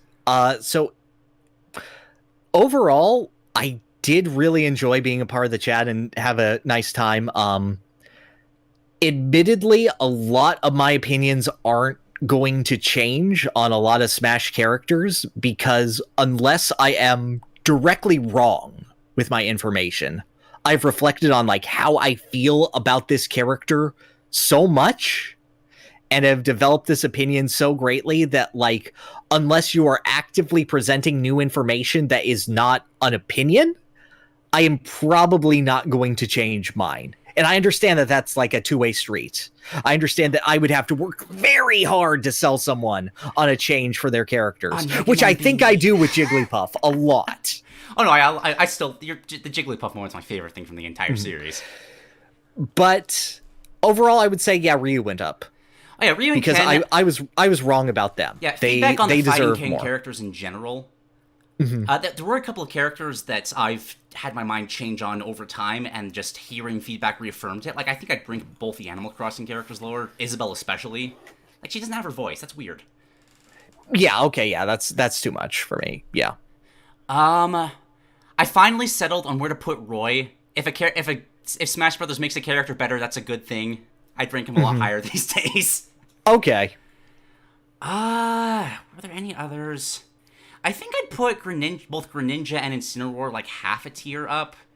We talked about praising the baking soda volcano a lot, but like they're still really good baking soda volcanoes. Yeah, no. It's your same logic with Roy.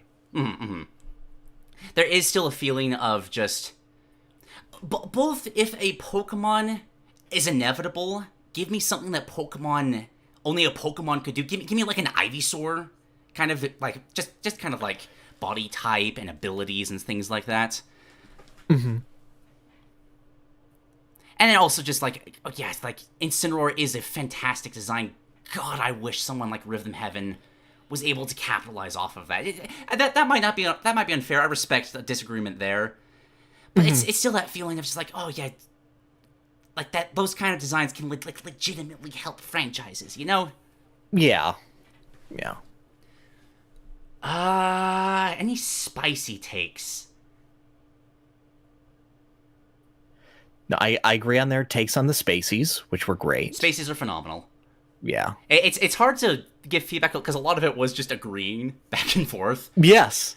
I still think Ganondorf gets more bad credit than what he... Like, people call him the worst design in the game. I just don't agree with that, man. Yeah, no, this is a game where Mega Man exists. Actually, okay. I individually, I'd rank Mega Man at like a B if you want that consolation prize. I also just do not give a shit about Mega Man games in general, so I have no intention of contributing whatsoever.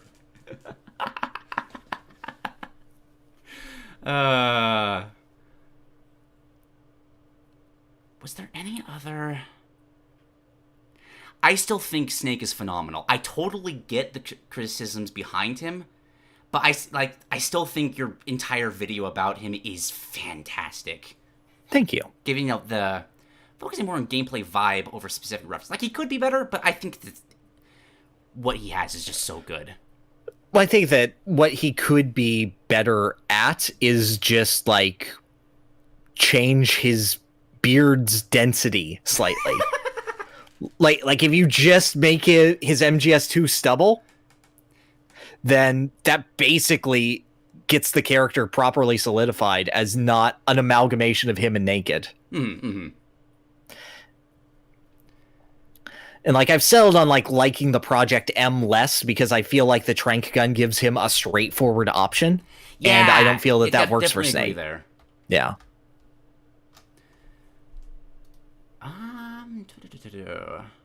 Sorry, I'm pulling up the image of the tiers just because it has been a while and I have forgotten. But no, it was fun to revisit that, to see how things have aged, to go, oh, okay, oh, dang, that's Duke with another weird take that I'm going to correct in a few seconds.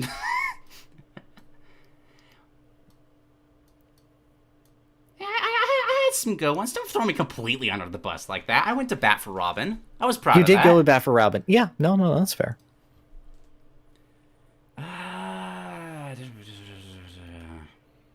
Felicia, is there any specific feedback you'd like? I'm happy to provide it. Yeah, just since we're here, since we're on the other side of the horn. Yeah. Just kind of go through. Are there any others that have moved based on just your own personal feelings? I guess can you have... Let's see, off the top. In the meantime? Steve down slightly, just because I think that the character is too optimized. It's literally just a matter of tweaking percentages and trajectories for that character. Yeah. Because I think the base is solid, but I think that it is too strong what Steve can do to benefit the infinite creativity that they allow for. Mm-hmm. God, that was that question. I was ready. Now that I've gone through the story of Xenoblade 2, I'd probably put Pyrr and Mythra a bit lower. I think they could be better. Definitely, I'd put Shulk above them, at the very least. No, I think they work better as fighting game characters. Really? Yeah. I think Shulk's overall, like, vibe. I think Shulk is an idea. I think that the idea is odd a bit, but it fits the actual character so good.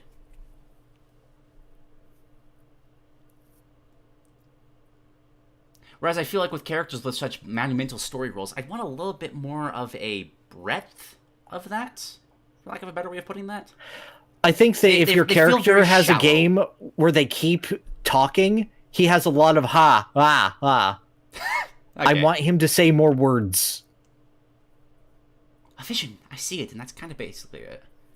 Well, no, there's backslash and air slash and all that, but... Those are specials! No, yeah, I agree.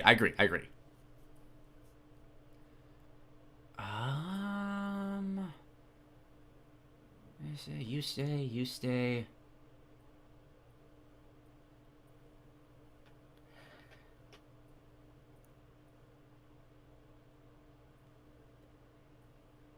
And these are one of the silences that we'd edit out if we were not doing this live. Well, you know, you're going for it, and I literally can't do anything right now, so... Do you want me to share the image? No, you're good. Okay. That's cool. I'll stare at chat. But aren't you just so excited to talk about Smash Brothers even more? It's just your favorite thing these days, right? Look, this was a nice excuse to talk about Smash Brothers again in an environment that I actually cared about. I am so tired of talking about Smash Brothers. I'm so tired. I'm so ready for it to be over. It should be over. If the Snake video did better, maybe it would not be over, but it feels over. I think the most I could ask was there any problems with the way the critique was presented? As like a presentary kind of deal? No, I think that you were very fair with everything. Like, obviously you're coming at it from a different viewpoint, whereas I'm caring a ton about characterization through movement and expression of the moveset itself. Like, we're coming at it from more of like a base animation standpoint, whereas you're combining more of what it's meant for fighting games over the years. And I don't think that either one is inherently better or worse than each other. Yeah, I definitely agree with that. That was definitely the biggest divide of just like, this is a more casual focused one and this is a more competitive focused one. I'd say the things that I like disagreed the most about what you said was more around just not really seeming to take into consideration that some of these characters just can't really function in more casual settings. Like, I still wouldn't put Incineroar in S tier because of that, just because it's hard to get around some of the more wackier stages. I feel like something like a Multiversus Dash for the entire cast would fix that pretty easily. Just a little bit more movement in either way would completely rectify that problem. Yeah, someone think about poor Little Mac on 3D Land. God, have you tried to fight Marks as Little Mac? No. I think I said that in the podcast, but it's worth repeating. Still no. Apart from that... not really. I could get into, like, semantics of design philosophies. I think trying to value bias and objectivity is inherently a lost cause, because that's not something that we as humans can escape. Mm-hmm. Like, I think there's something you said about that bias is fine, but it needs to have a limit. I would argue that it's better to have multiple biased people in different directions, because that's how you really get to the heart of various different issues. You want to have people that are really hard line in one direction, really hard line in the other. I guess I should ask if I was ever too harsh. Not for my skin. I'm good. Yeah, I was expecting a lot harsher, and I got a lot kinder. There's a couple of presentary, like, rants, but I appreciated those immensely. No, don't you worry at all. Please understand. My whole thing is presentary rant. Those moments of just silent disappointment with just a simple okay, and then resuming the video. That gave me so much life.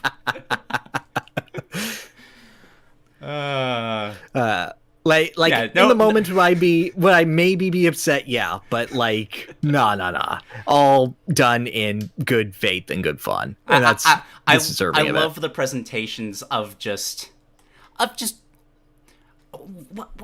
right term for that be? Theatric beef, I guess, for lack of a better way to put it. Mm-hmm.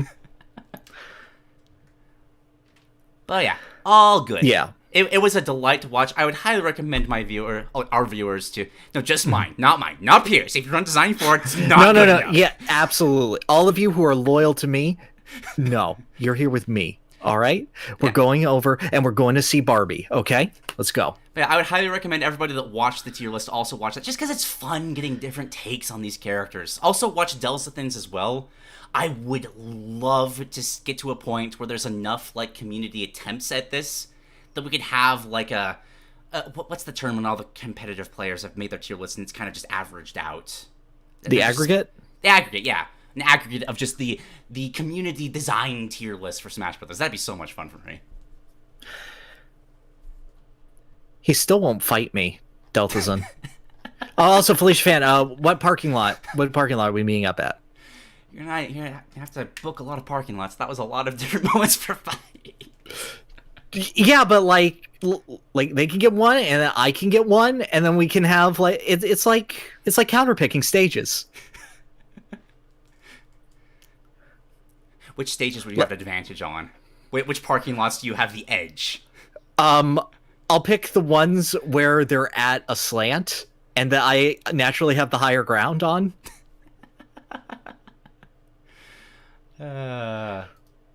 Like specifically my Albertsons. Oh, we did sell on. Okay, yeah, no. Wendy's can be neutral, yes. But like, where do you want the counter pick to be? Oh, there it is. Okay.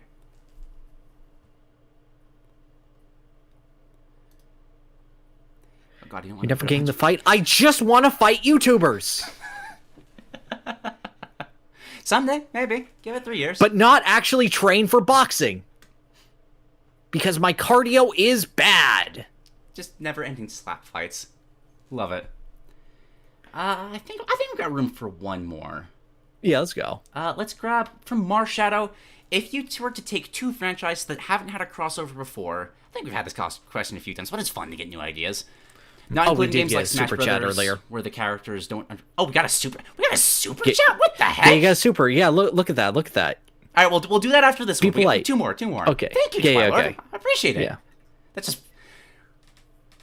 That's new. Thank you. All right, so you took two franchises that hadn't had a crossover before and put them into a crossover. Which two franchises would it be, and why, and what interactions of characters would you like to see the most out of the crossover? I will repeat my Halo versus StarCraft. It's getting so close to reality. Please. They're inching ever closer. I can smell it. It's yeah. I think they defeated like the injunction that they had on the FTC, but not the actual thing. I think that's the latest. It'll be interesting to see. Mm-hmm.